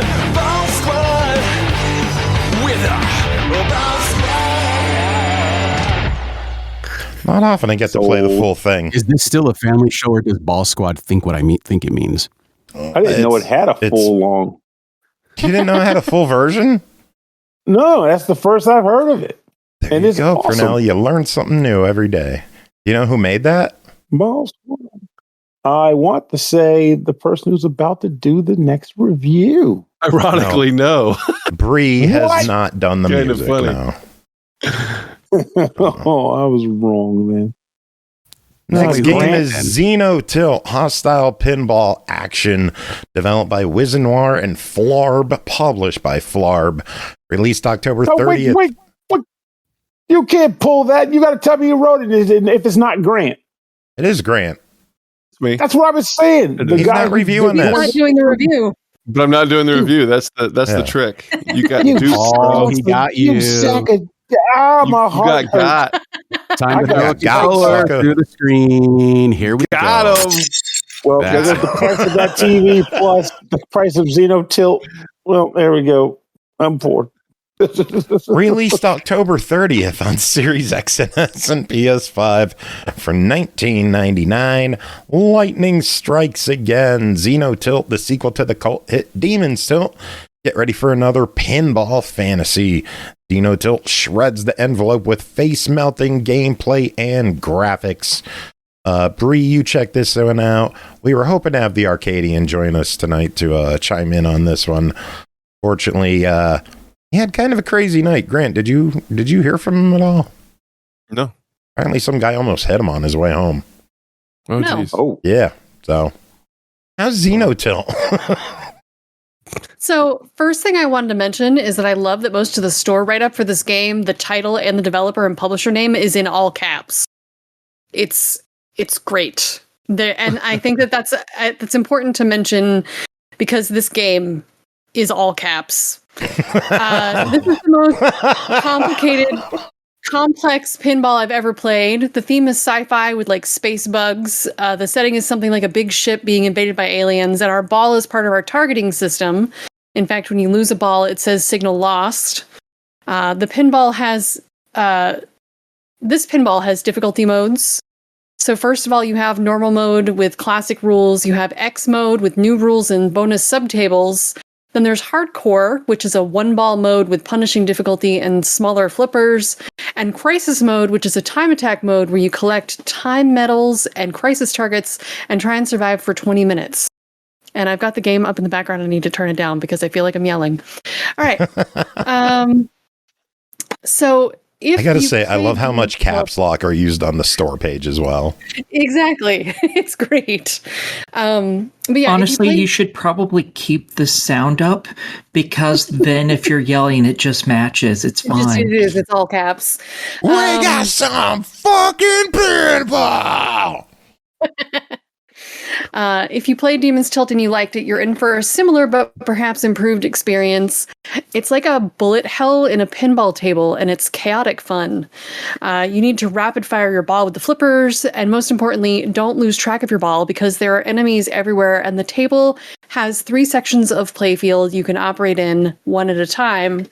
Each section has its own targets and goals to reach. There are words to spell and enemies to fight. You have 4 flippers per section, 2 upper and the standard ones on the bottom. The upper flippers are in interesting places the further you go up the playfield. So there's a lot going on your screen at any given time, and it's crazy. Some features: turrets. If you cradle the ball on the flippers and then nudge down to scan for targets, turrets will fire at the enemies in that sector when ammo is available. It is tricky to figure out how to do that because you naturally don't want to press down or hold down when you're cradling a ball, but like whatever. Don't push down. There's a perk system. You can lock balls into a multi-ball matrix. Each slot has, and I'm sorry, I'm quoting here, a unique perk that gives some kind of game-changing ability. And if you stack 3 balls in a slot, you get a multi-ball to unlock. Perks are things like ammo doubler, where you get 2 ammo for each that you collect. And then there's bosses. In each section of the playfield, there's a boss you can defeat if you can get to it. You'll need to get rid of drones and larvae flying around and stuff like that. Ramps and bumpers may help you get into a better position to attack. There's online leaderboards in this game. If you want to know how your friends are doing at a game, or at this game, they'll probably tell you when they beat your score, like my friend Carrington, who let me know as soon as he beat my high score in Demon's Tilt, and will not let it go. That's awesome. Going back to the modes, X mode is literally a whole new ballgame. The subtables make it extra interesting and challenging. Graphics-wise, this is flashy, colorful, massive explosions and lasers and bullets. And lots of purple and pink, some neon, and it's pretty. And the bloom on the neon was just chef's kiss. I'm going to give Aki a seizure. Yes, it absolutely would. This game is so much explosions and lasers and neon, and yes, that and would for be confirmation, definitely bad Aki, for what's your verdict on this? Fuck that. I don't remember playing it. Yeah. So the soundtrack for this is again done by EC2151 or Charlie Heinrich. And he does it with a Sega Genesis YM2621 sound chip emulator, which was the same that they used for Demon's Tilt. So it's a very similar, familiar sound. But I don't know, it's like a darker, heavier soundtrack befitting the setting to me. I really like it. I might say this game is almost too complicated when you start looking at all the different ways to score. The loading screens have tips to help you learn. There's a codex to help in the menus. And when you start a new mode, it goes over the main differences. There's a lot of nuance to the game and its modes, but at the end of it all, you can just throw balls around and have a blast, and that's something to praise. Balls. Yeah. Grant, you played the original one, right? Demon's Tilt? I played Xeno as well. I think I just played it on PC. Nice. What are your thoughts on it? I think it came out last year on PC. This is on console now. Yes. I really enjoyed it. I think it's a bit more. You mentioned it being complicated. Yeah.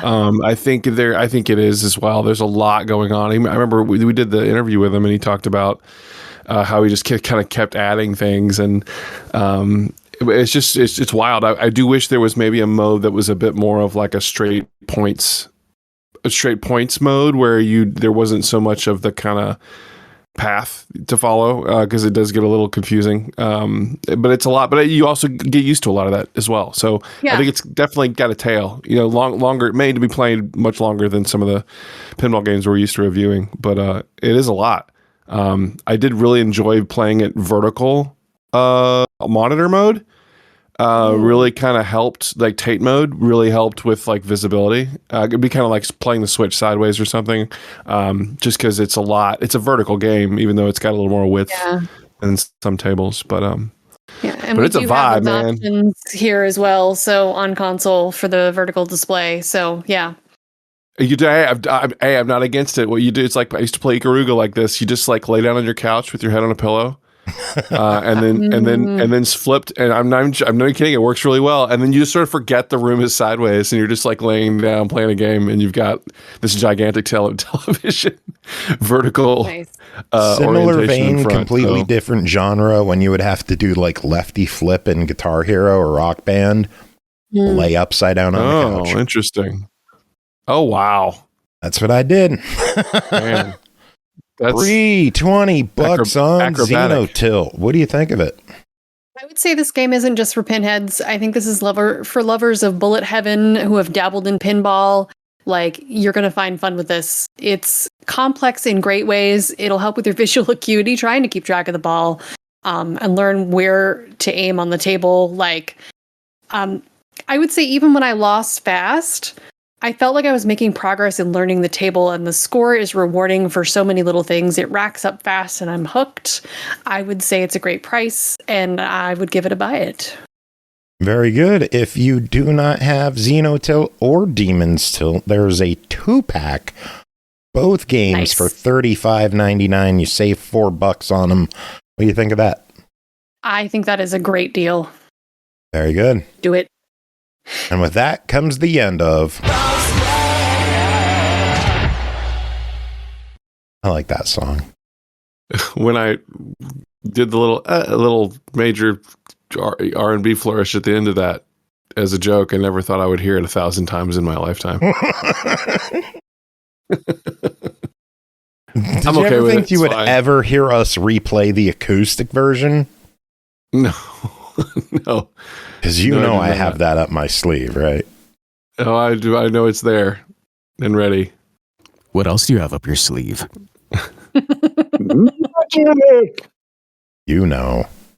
Next game to talk about, Windswept. Well, before that, I want to point out one random thing, which is that I was able to somehow make it to the point where I realized all the weirdness in the dorm is based because of hallucinogenic gases, but the character never comments on them, which is strange. Anyway, continue, please. Evil fart. That's totally just farts. Evil farts. Especially if it's a men's dorm. Oh, that just... Hallucinogenic gases. I mean, come on. You walked right into that one. I did.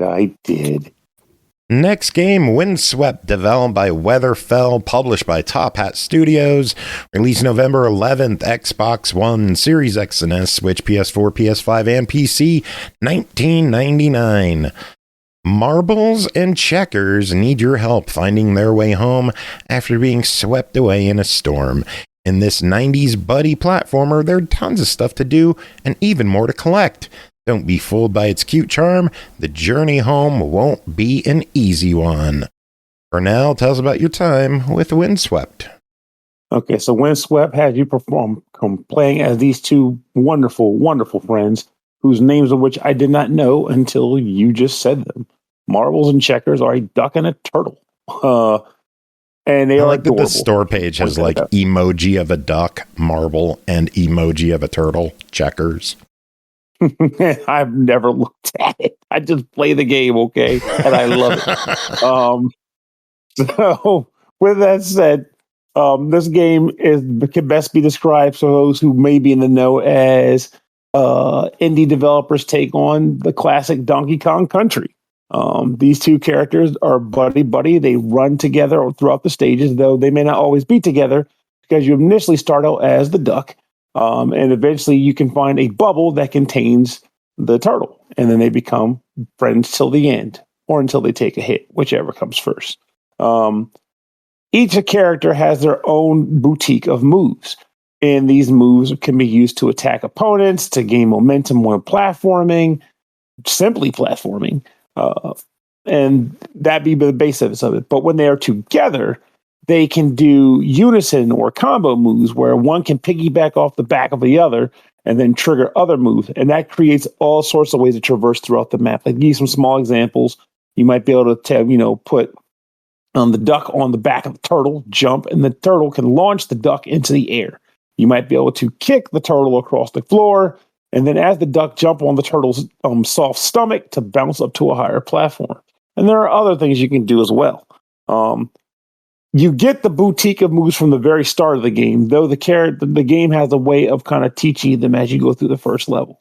As you're playing through stages, you are going to hop and bop your way to find a series of collectibles, including a number of coins that ultimately spell the word comet, moons, different amounts differing between levels, a cloud being a cloud. It comes up in different ways throughout the levels depending on how you find it. And then lastly, if you get all those items and then get to the end of the stage, you can also get a comet, a physical comet. These items can be hidden throughout the actual stages proper by looking around or exploring. You can also find them in hidden bonus areas that can be hidden throughout the stages as well. And each of these bonus areas might include some sort of challenge, such as collect all the moon coins before the level's over, or defeat all the enemies before the moon level's over, that sort of thing. Once you've completed stages, you'll go to the world map. The world map will show you how many items you've acquired. Hopefully you acquired everything, but if not, take your ass back in there. We don't tolerate quitters. And then after that, you move on to the next stage. Eventually you'll come across areas where you can spend some of your hard-earned yield to unlock very difficult but fun and challenging bonus stages as well. It's weird in that, I say it's not weird at all, because this is the natural thing you would expect someone to say with this kind of opinion on the game, which is that I love this game. I remember booting it up for the first time when you first gave me the code, and I was like, well, it's like 1 a.m. I just need to check the code to make sure it works because I don't want it to be a bad code and then, get kicked down and stuff. And I played till 3 a.m. I should not have done that. I had very little sleep that day. And then the next time I played another little bit of time, and then I stopped. And then I played a little bit more time, and then I stopped. So if I clearly love this game so much that I'm singing this sort of praise to it, cherishing the light platforming in certain areas, challenging platforming in other areas, fun collectathon antics with cute mascot characters, then what the hell is the problem? Well, the answer to that problem is that every single time I stopped playing the game, it wasn't because I had the willpower to turn the game off. It was because the game crashed. And it would typically crash during a level that was not easy. Like, there's a level I unlocked where I'm inside of a tornado and I'm trying to collect all the items in the tornado, and I died a lot. And I was enjoying it. And I was very close to the end of the level, and the game crashed. Have to do it all over again. That fucking blows. Try the game again. Next time will be different. Play a couple levels. I'm having a great time. Maybe that was a fool. Nope, there it goes. Game crashed. Happened 3 different times. I was like, I'm not going to keep going. I'll come back and play it some other time, but for the sake of the review, it's worth pointing it out here in hopes that the developer can be like, let's patch this bad boy up and fix it. Because I'm going to tell you right off the bat, if they can fix that, this is probably one of the easiest buys I've recommended in weeks. Wow. But as it stands now, I would be legit pissed. Let me rephrase that. I have been legit pissed, and I got it for free. Imagine paying for the game, doing a hard level, and then having the game crash on you midway through. You'd be even more pissed. So that's pretty much how it goes. I hope the developer understands that when I say that this game, even though I'm going to repeat it when you say it, this game is a bona fide recommendation across the board, except for the fact that they got to get that crashing under control. Yeah, that's rough. Yeah, absolutely. But hey, I mean, think about it. It's got to be nice to be like, hey, they like our game. Now we just got to fix it. True. Well, it clocks in at $20. What is your verdict? Denied till patched, and afterwards it'll be a buy it. Alrighty. Next up, Horrors of Mount Dragon. Or Acolytes here. Two. This is your fault.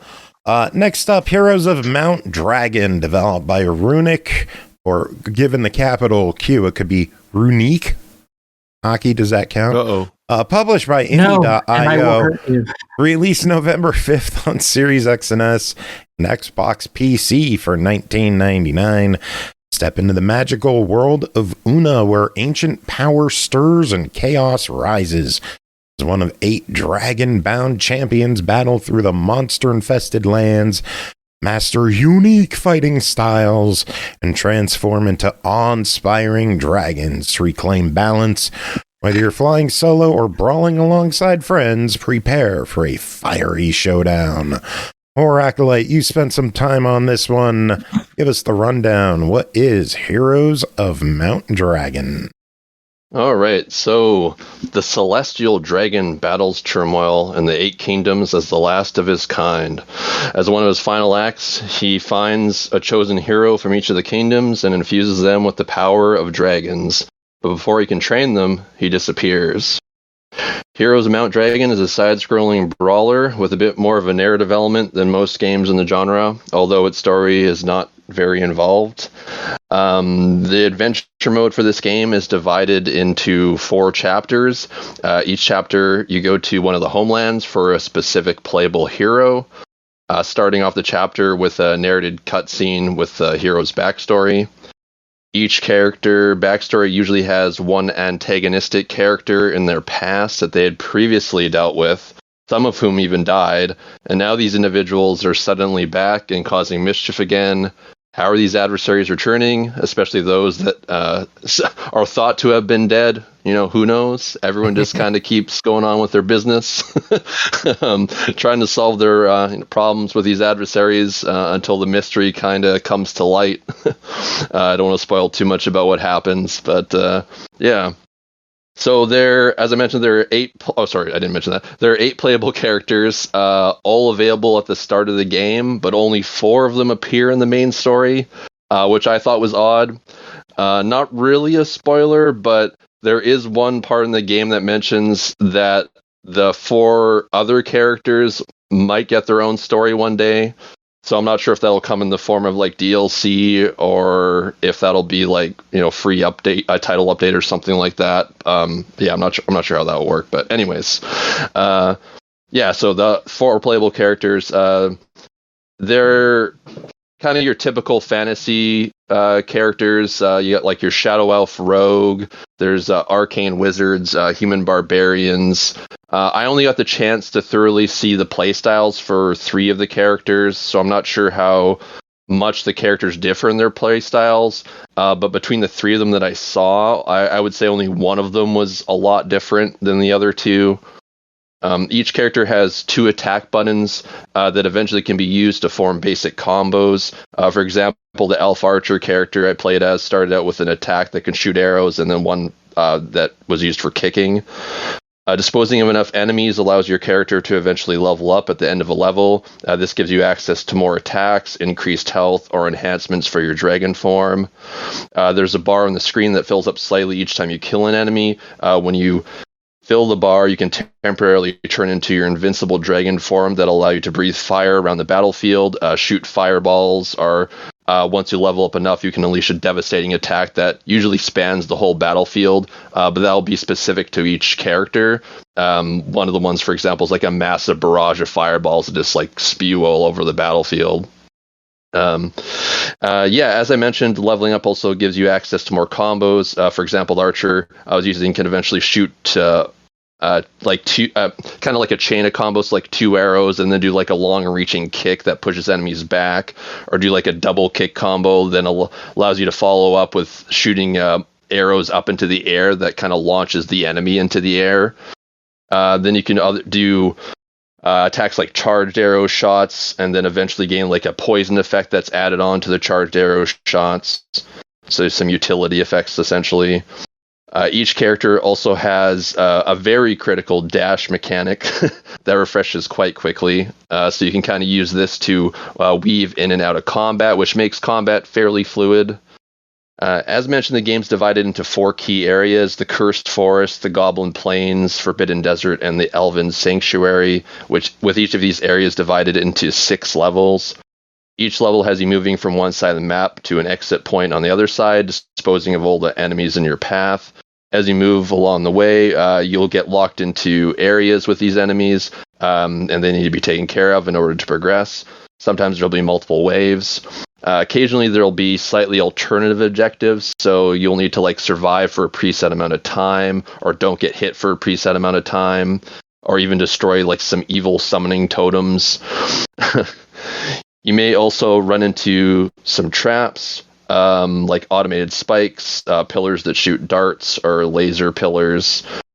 If you do get damaged, there are some occasional breakable crates that contain health pickups, or some crystals that you can destroy to fill up your dragon meter. Between each level, there's also some dialogue-based sequences that take place between the 4 heroes, explaining a bit more about the plot as well as the relationships between the characters themselves. This may throw off the pacing of the game for some, but these sequences in the game are also skippable, so you can just breeze past those if you just want to get back to the combat. Each area has an assortment of monsters to do battle with that are specific to that region. You got some small goblins, some hulking trolls, giant wasps who shoot their stingers at you, some witches who summon vines out of the ground, lizardmen with spears, and everyone's favorite, flame spiders, who immolate you just by touching you. Right, Aki? Yeah. Aki loves the flame spiders. So. There's a lovely spider queen too at one point. I don't really like that. Most enemies have a pretty generic attack pattern that's fairly easy to dodge for a majority of the enemies, I would say. There's a couple exceptions there. The final level of each area also contains a unique boss fight. For example, the first area you fight Bismarck, who's a brother to one of the heroes, Grog, this orc character. Bismarck's like this larger orc guy, uses this kind of basic slash attack to try to hit you with, and then he also gets this like jumping leap attack that's got this really wide slash range as he comes down. And then he has multiple stages to his fight, and it's kind of funny because at each stage he kind of grows a bit larger, and then he'll like retreat and like summon minions to try and fight alongside him. But each time when he gets bigger, it's pretty funny as he takes up more of the arena as the fight goes on. And then on top of the adventure mode, there's also 2 other game modes. There's competition mode, which is a competitive scoring mode. You can see who can score the most points by killing more enemies.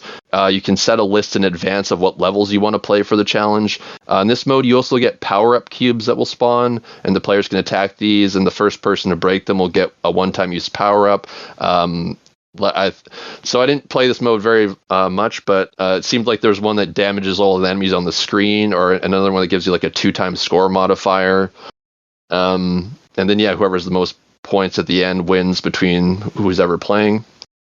And then there's also an arcade mode, which is similar in that you get to choose which levels you want to play, and then it's pretty much exactly the same thing without the competitive aspect to it. And no power-up cubes. So just you pretty much get to choose which levels you want to play in any order, which I thought was kind of weird. It's just random. I don't know why that was called arcade mode. It was a little misleading in my opinion, but that's weird. Yeah. That was it for the game modes. So there were some changes between the multiplayer and solo. I'm not 100% sure, but I think there's less enemies in some sections. At the very least, there's less obstacles in some areas. For example, I mentioned like the evils, I don't know what I called them, or the crystal spawner things that you have to like destroy. In the multiplayer, there was like 3 crystals you have to destroy, but when I was playing solo, there was only 2 crystals, so there was a difference between the two. I don't know what else scales in the game based on playing solo versus multiplayer, but I assume there would be other things if there was that changing. I think monster total number of enemies for sure goes up. I only played this single player, and I did a little bit of 4-player online with the ID team and Carnage, and I thought it was fun. I thought it was tough. I think some of the enemies are like damage sponges. I feel like I would hit them like crazy. Some of the bosses as well just felt like it took forever to take bosses down. And it's like I want to have a fight. I don't want to be bored. I was going to comment on that in a second, actually, but I would tend to agree with you. I was going to say I thought the game was actually almost too easy, but I would agree with you in that especially the bosses more so were damage sponges. The final boss way more so than the other bosses too. It was weird as well because playing on multiplayer, the damage sponge aspect was way worse. Like the health must scale a lot on multiplayer compared to solo, because I found it way easier to take down solo on hard mode, the final boss, than it was on normal on 2-player. So oh man, were you there for the ID stream? Bri, were you there for that one when we played Heroes? I might have missed that one. Carnage, if you're still in chat, do you remember how friggin' long we spent trying to beat that last boss? We had it down to like a sliver of a health, and the last person died. It's heartbreaking to spend 15 minutes fighting a boss and to lose with a sliver of health left on the boss. Oh, that's a kick in the balls. Yeah, it's funny you say that, because the only time I died in the game, I guess we died, was when I was playing multiplayer with my buddy, and we died on the final boss. But when I played the game solo and hard, I beat the final boss my first try, no problem. Wow. I think the game is almost easier playing solo. Anyways, it's kind of weird. I think the scaling might be a bit off there. But yeah. Let's talk price on it. It is a $20 game. What do you think? Oh, there's one other small thing I did want to mention before we get to that. Go for it. There was kind of one. So I like some of the humor in the game, because it kind of pokes fun at the gaming and genre tropes to an extent. When I was playing with my buddy, I was commenting on how the enemies don't have too much variety, especially with like being so many variants between the different regions. In one of the areas, you meet a larger troll, and then later on in the game, you run into these swamp trolls. But the narrator then is like, "Oh, swamp trolls! What a plot twist!" So the game kind of like pokes fun at the fact that it's recycling enemies. So that made up for the fact that it's recycling them a bit. But points for sure. Yeah, I like the humor, but at the same time, it did recycle like a good number of enemies, so like it got repetitive, I guess, in that regard. So be aware of that. Well, $20. What do you think of it? Ultimately, I thought the game was kind of mundane, between like kind of basic combat for the most part. Like I said, a good number of recycled enemies, and for me, like I thought it was kind of a minimal challenge overall. As you mentioned, like kind of damage spongy enemies on the multiplayer aspects seemed, like I said, better in solo. I don't think it has much to offer for like veterans of the genre, but if you're like kind of a newcomer or someone who hasn't played many brawlers, then it might have some better, redeeming qualities, I guess. But the humor and the visuals are pretty good though, so I would probably put it at a try it. But it's kind of awkward because it's a game that normally I would say I'd recommend picking up to play with others, but it almost might be better to play solo. So I don't know. Yeah, so it's an awkward one. I can agree with you on it that it's worth playing and worth enjoying. Like, despite my best thoughts, I do think you should play with friends, because even though it gets harder, games like this are just more fun if you're either all sitting in the same living room smacking each other for stealing the health potion, or if you're online just shit talking each other. Like, there were so many times I wanted to scream out while we were playing on, Heath, don't walk through the boxes because you end up picking everything and you already have full health. Break the box and walk up. My buddy did that too. I'm like half health, and he's got like a little sliver missing, and he eats the poutine. I'm like, what are you doing? Steal the fucking oh, God damn it. He was playing the mage the entire time, and just like stand there in the corner and like has the auto targeting like spells, and just like I'm the one who has to be in their face the entire time. Yeah, I was the red dude, the melee guy. Ugh. Get my shit stomped. I still think it's worth playing though. I think a try is a good verdict on that one. So all right, let's move on. Next up, Thrasher, developed by Puddle, published by Creature Label, released November 7th on PC and Steam VR for $9.99. Thrasher is award-winning arcade odyssey and audio-visual experience. Guide a magnificent space eel elegantly swooping and thrashing through mesmerizing alien worlds in the ultimate race for survival. Dive into the circle-based combo system and play any way you like on PC, VR, and Steam Deck. Pernell, you've got the PC and the Steam Deck parts, so this goes to you. What do you think of Thrasher? So Thrasher is definitely one of those games that I consider to be extremely divisive. Either you would likely love this game, or you would have no idea why anybody in their right mind could possibly like this game. Well, this is the sequel to Thumper, yeah? Or not sequel, absolutely. But like the spiritual... Like a follow-up. Yeah. Let's call it the follow-up.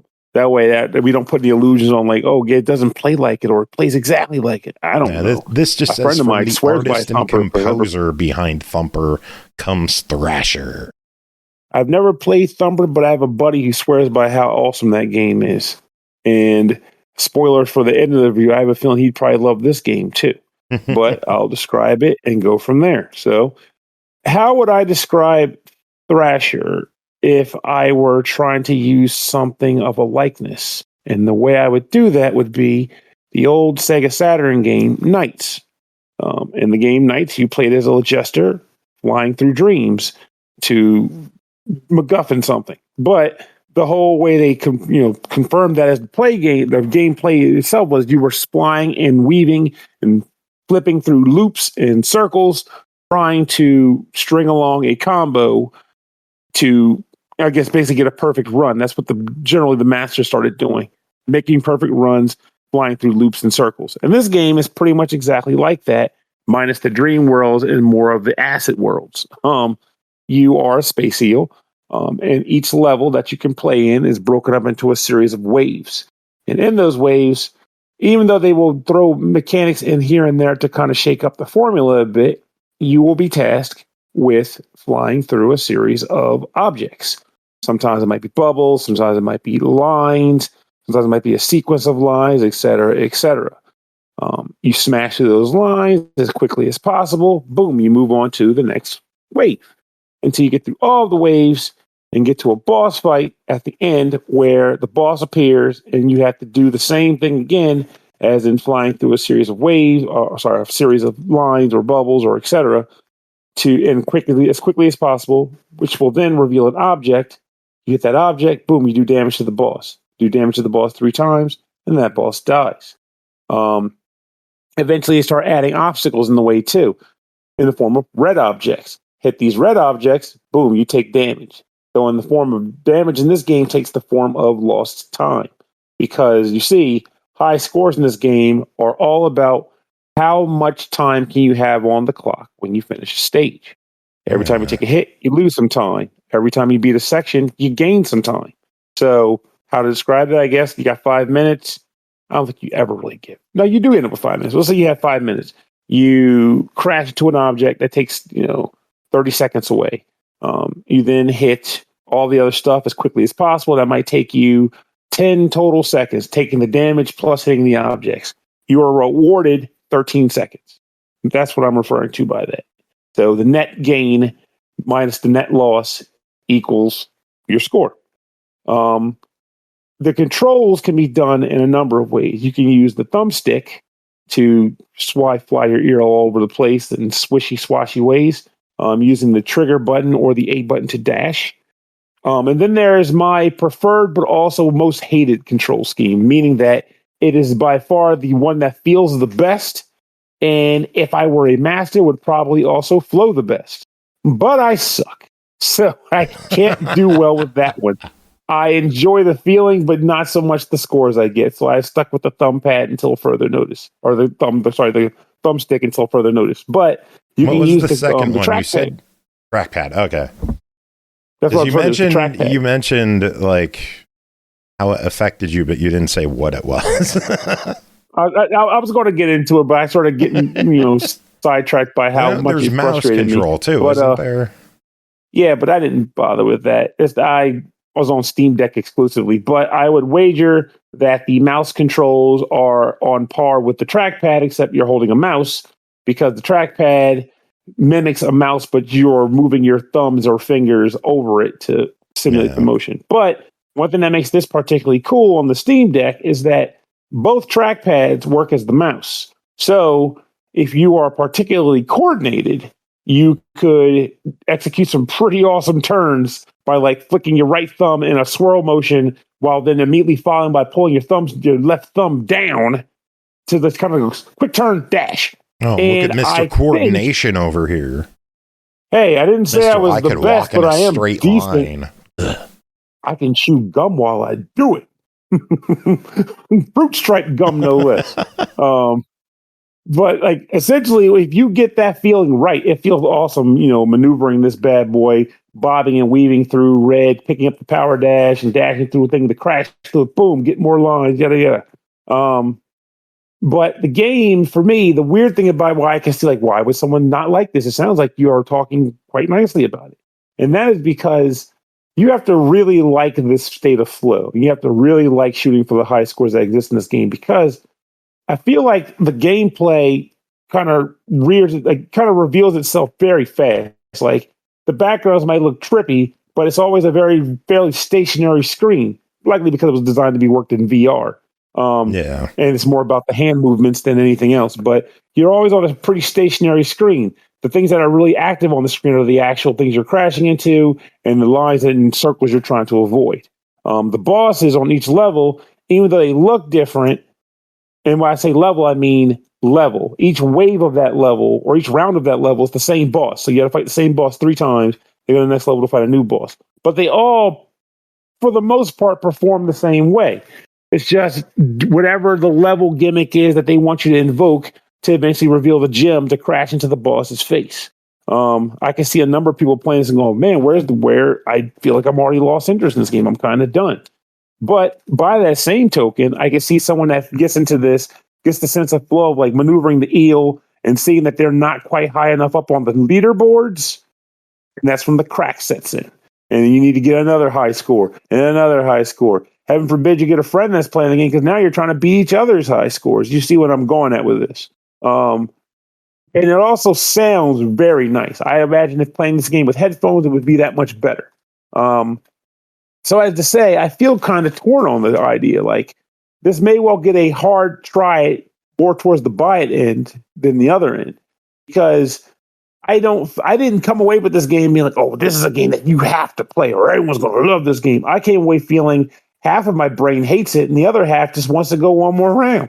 But I can't come to a personal consensus on the damn game. It's strange. But I do want to acknowledge that I feel like I get an idea for what they were going for, which is the flow state, getting high scores while in a flow state. I think they nailed that. Definitely nailed that. Because even with me, even without being in VR, if I'm getting those two trackpads working just the way I want them to, and I'm getting those swishes and those swashes, it feels good. Seeing an S plus pop up on the screen feels good. Seeing a B pop up on the screen feels shitty.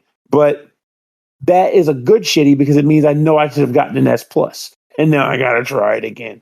But I also just wish something different happened. I almost wish I was playing Nights into Dreams. I don't know. But in the end, that's kind of the take I have with this game. I am looking at the store page, and it says, lose yourself in the enthralling soundtrack created by designer Brian Gibson, bassist for the band Lightning Bolt. If anyone at all is familiar with the band Lightning Bolt, you probably shit yourself just a little when I said that. Oh, the music is great. Like, I'm not dismissing that music. Like I said, like, if you've ever played Rock Band 4, you've played Dream Genie. they have a track in that? You've played Dream Genie, and you cry when Dream Genie, because it goes back to my destroys trauma. Everybody, and it's so fucking. Was it a hard song? Very, very, very difficult. Hard. Oh my god, it's so hard. See, this is me where I go back to my regret. Like, man, that $1,000 felt great back then, but now I wish I had Rock Band 4. So I don't know how I feel about it. But man, because I think about that to this day, I'm like, man, I shouldn't have sold that damn game, because I get nostalgic to playing Rock Band. And I'm like, everybody's got Rock Band too, and I want to play the ones with tracks I've never played. You should have bought the digital copy when it was $10 before it got delisted. I didn't have an instrument. Now it's all gone. It's gone. You know, it's gone. All and I the had songs are going too. Yeah, if you didn't hear, the game got delisted, and the songs, as they come up on their 10th anniversary, are all getting delisted. So they are all going away officially. Rock Band is dying. That makes me sad. They should have just said, hey, we have license rights to these songs eternally for this game, but if we ever make money on the song, we will pass you a cut, which means you could get a check in the year 2050. But well, that's not how licensing works.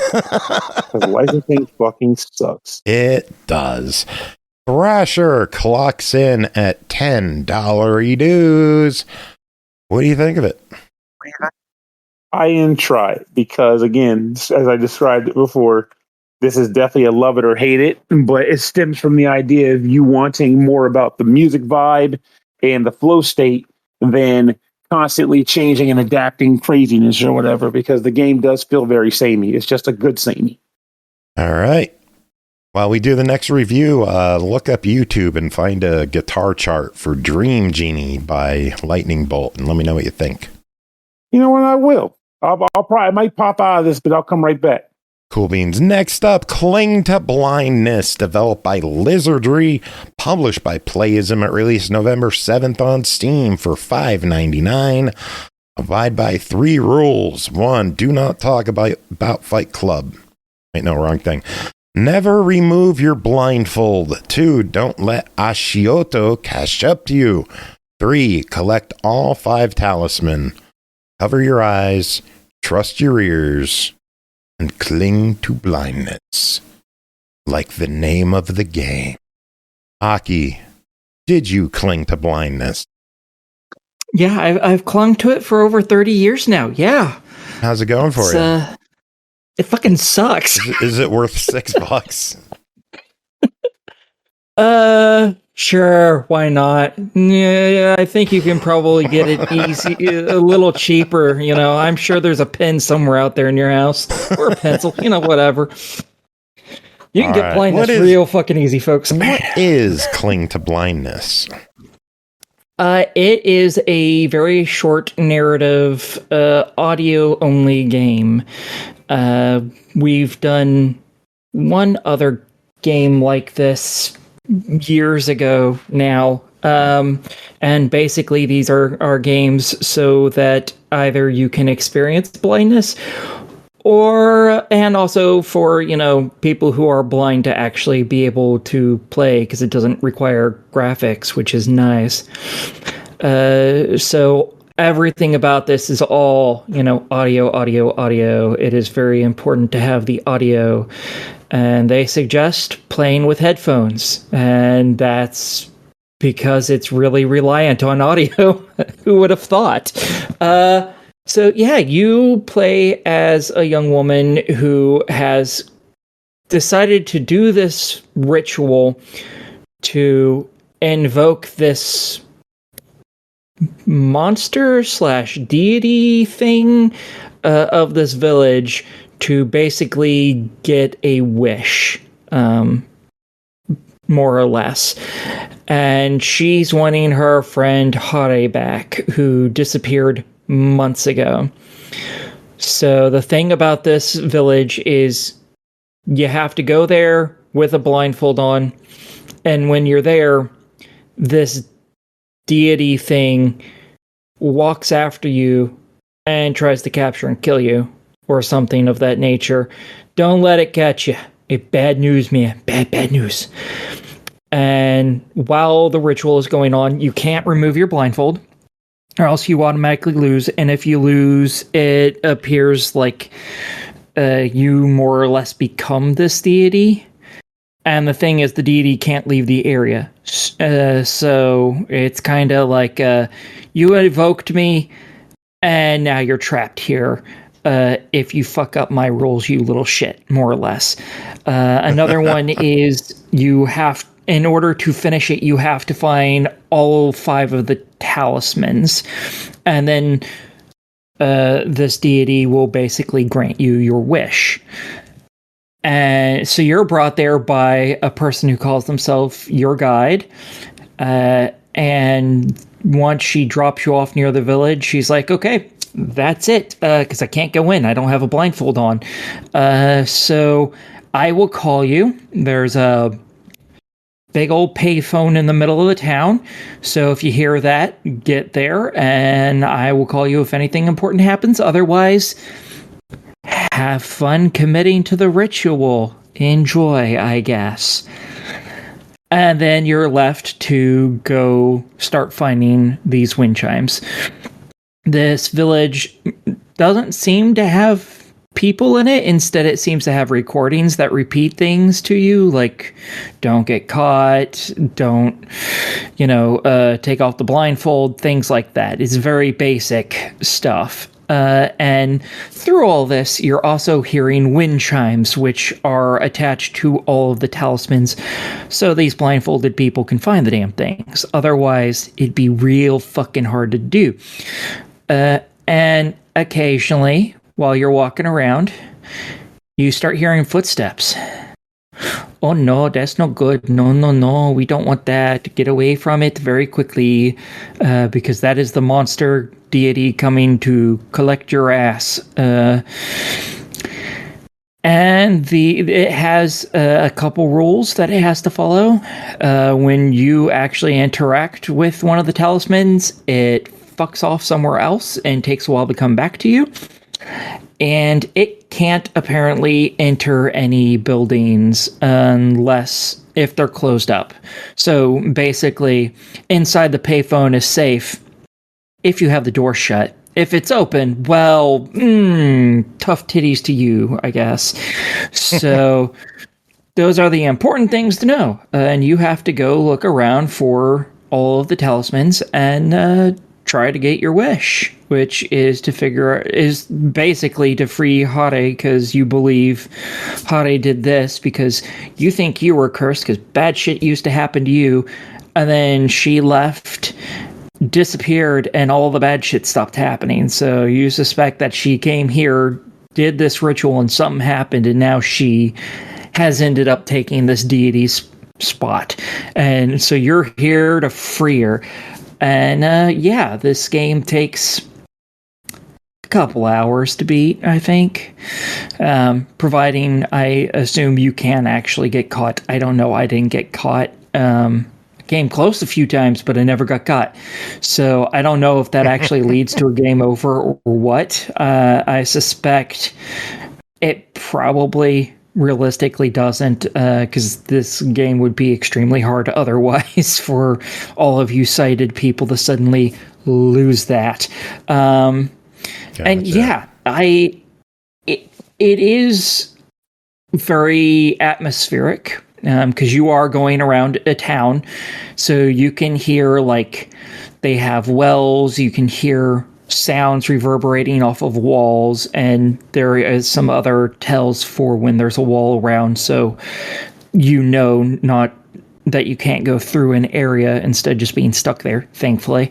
You can hear, like, docks, because you even travel across docks occasionally, and you can hear, the wood and the water lapping against everything.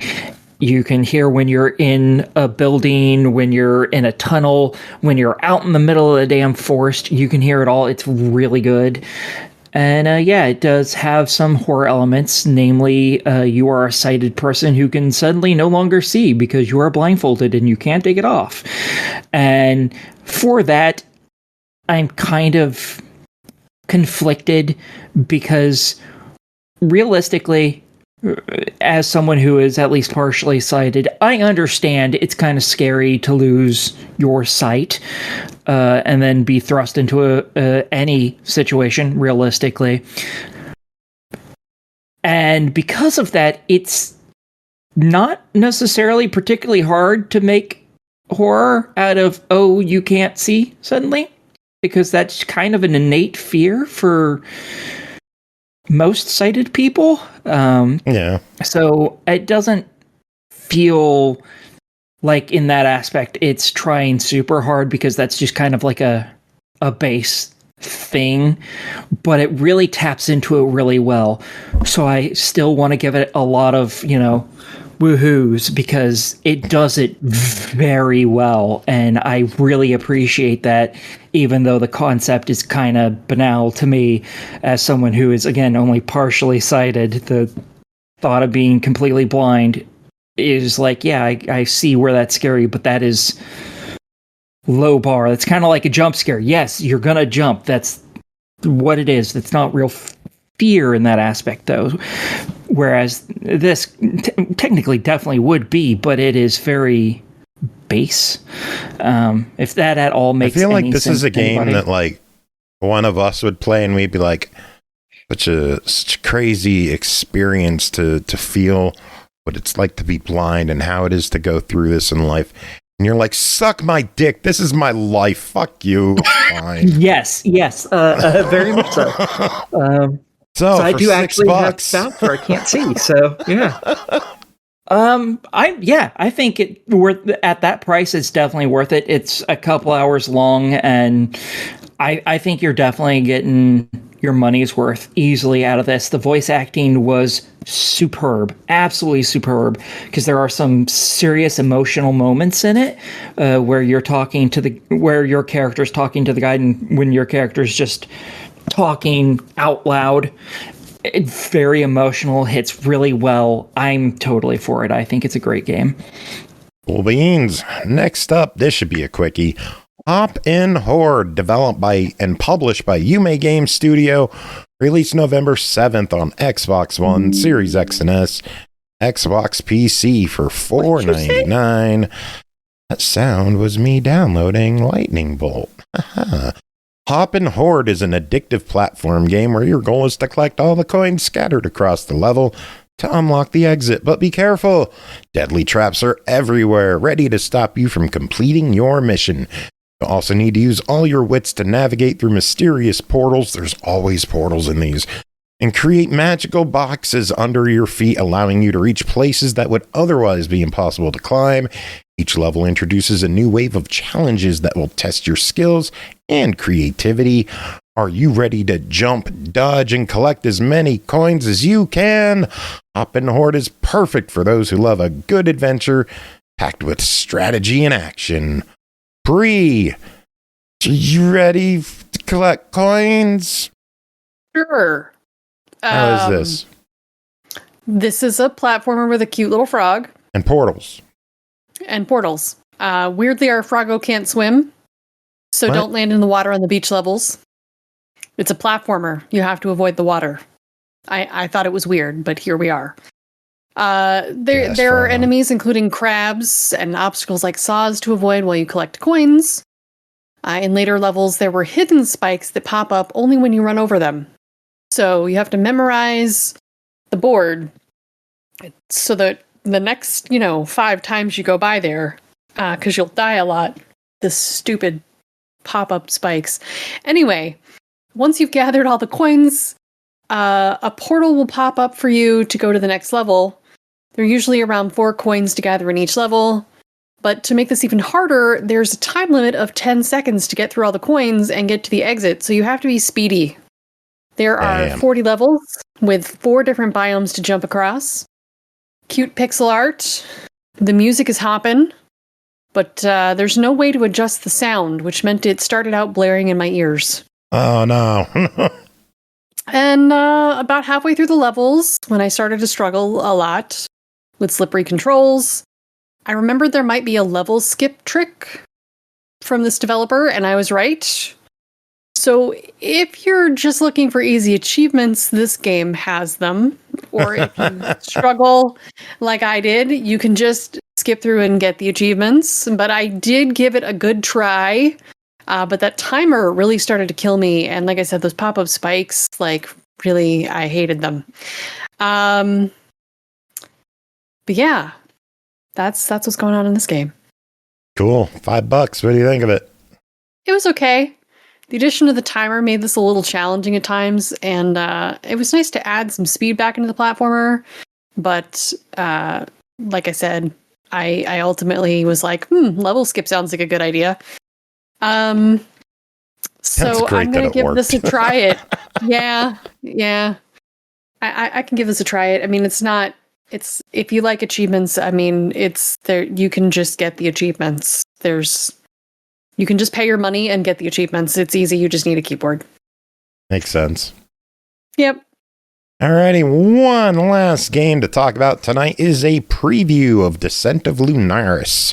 Developed and published by Unison Games. It's releasing sometime next year, we think, on Steam for, who knows. Investigate a signal. A signal? Oh my god. George, can I just DM you this text and you can read it? Take 3. Investigate a signal emanating from deep within the moon and fight through a dark reflection of human nature. Are you being tested or punished for the actions of humanity? Descent of Lunaris is a classic dungeon-crawling turn-based RPG inspired by Wizardry and Shin Megami Tensei. Pernell, what is going on in this preview of Descent of Lunaris? I'll say preview is right, because I'm not going to go too deep into this thing until more assets are built into it. But I will say this. I am very, very interested with what they are cooking in the kitchen right now. Because this is we should put out there, this is not like a hey, jump on the Xbox and grab a demo of the newest game. This is super early pre-production beta that they are allowing us to take a very early look at. So 100%. We got to keep expectations in check. This is, we don't even have a release date on this one aside from next year. Oh, absolutely. So, and that's what I'm coming in with. To give you an example, NPCs are mostly just etchings of a human holding a white sign, holding a whiteboard. It is very early, and I definitely get that too. But the reason why I made the comment I did was mainly because, frankly, I me with time and putting in time and doing same stuff over and over again. But I'm going to want to play this in its final form because I like what they have going on already. So to give you an example, for the most part, this bad boy is a dungeon crawler at its core. It very much, can be likened to, like Joe mentioned, Wizardry, but also more specifically, Shin Megami Tensei Strange Journey. It was a Nintendo DS game that eventually got a 3DS update, which is why I got a little flummoxed for a second. But that took place on like the moon, essentially. And there's a lot of shared beats, let's put it that way, but in a good way. Exploration is corridor navigation. But one particular thing that I did like, aside from just some of the classes that they offer, which are pretty straightforward, but there's a couple like interesting like special ones, like a tech mage or whatever.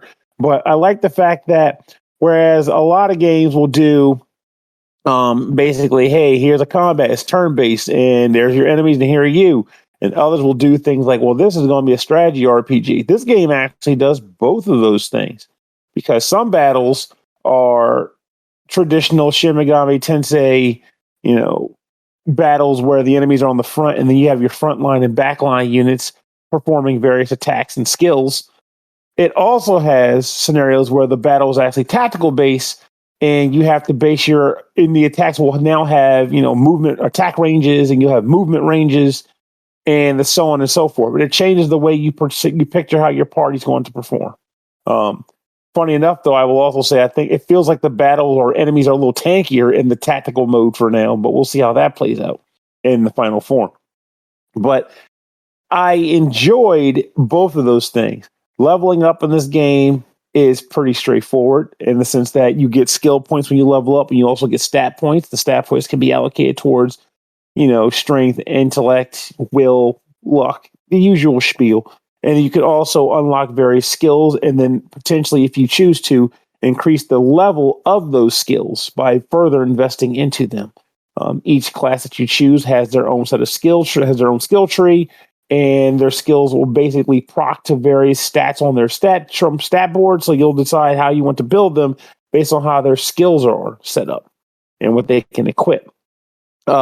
One thing, I have a feeling they're going to be doing this anyway, but if you are listening, Dev, one thing I would like for you to do in the final, if you haven't planned for this, is to make it so that when you are browsing for equipment at the store, it is easy to see who can use the equipment within your party, and also if they will benefit from you purchasing it in the first place.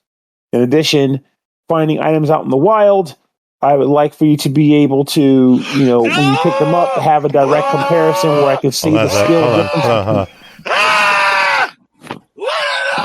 We're getting a scream.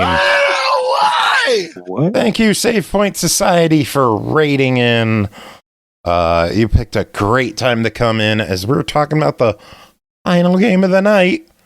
We're getting close to the final verdict of the final game of the night. We're on the tail end of that, no less, too. But you'll be here for music. I've heard it's unique. It is unique. So, Pernell, give us the lowdown on Lunaris. This is something, again, it won't be out until next year. We don't have a release date. Is this something that we should be keeping our eyes on? Should we wish list it? Should we follow it? Is there anything else that you want to talk about it? Not really. All I want to say is that I do believe this is something that we should be keeping an eye on. The best way to put it is that I've been itching for a dungeon crawler on Steam. I'm sure I probably own one. I just got to, find it amidst the pile. But this came along, and I'm actually sad I can't play it in its real final form because I was enjoying it. So the search continues, but I know I have good eating coming in the near future. There you go. So wish list it, I guess. Throw it on the wish list. Keep an eye on it. If it's on the Steam store now, absolutely wish list it. Dopey doopy ding dong. Sounds good to me. And with that, we are finito. I want to thank Tim for coming on, for being here earlier in the show, doing what he had to do. And big thanks to Ollie. Oh, Grant left too. Son of a bitch. I missed him. Oh, dang it. I had something to play for him too. Oh. No, Grant, no. Oh, but George, we have you. Do you remember what we used to play before the ball squad thing? I'm With scared each to other's remember. balls? Oh, yeah, close. Hey kids, welcome to this special episode of the SML podcast. Today's special is a discussion about all things related to pins and balls. Sounding. Balls. And for once, it has nothing to do with bowling or testicular piercings. And now for the drunken cold open, compliments of Grant Henry. God, that's beautiful. What did he say there? He's like, good. "Oh, this is Joe from my podcast and the Ball Squad and." There it is. There we go. Nice.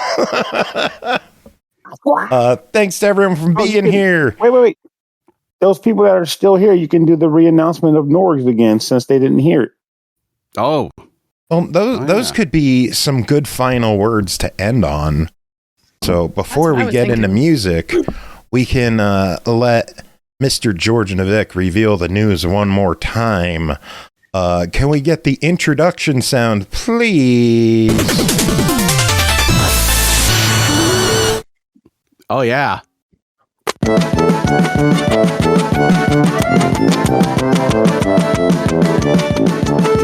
It's a me, Shovel Knight. Remember, grab your shovel and do things for chivalry. Shovelry. Oh, shit, I dropped my pot.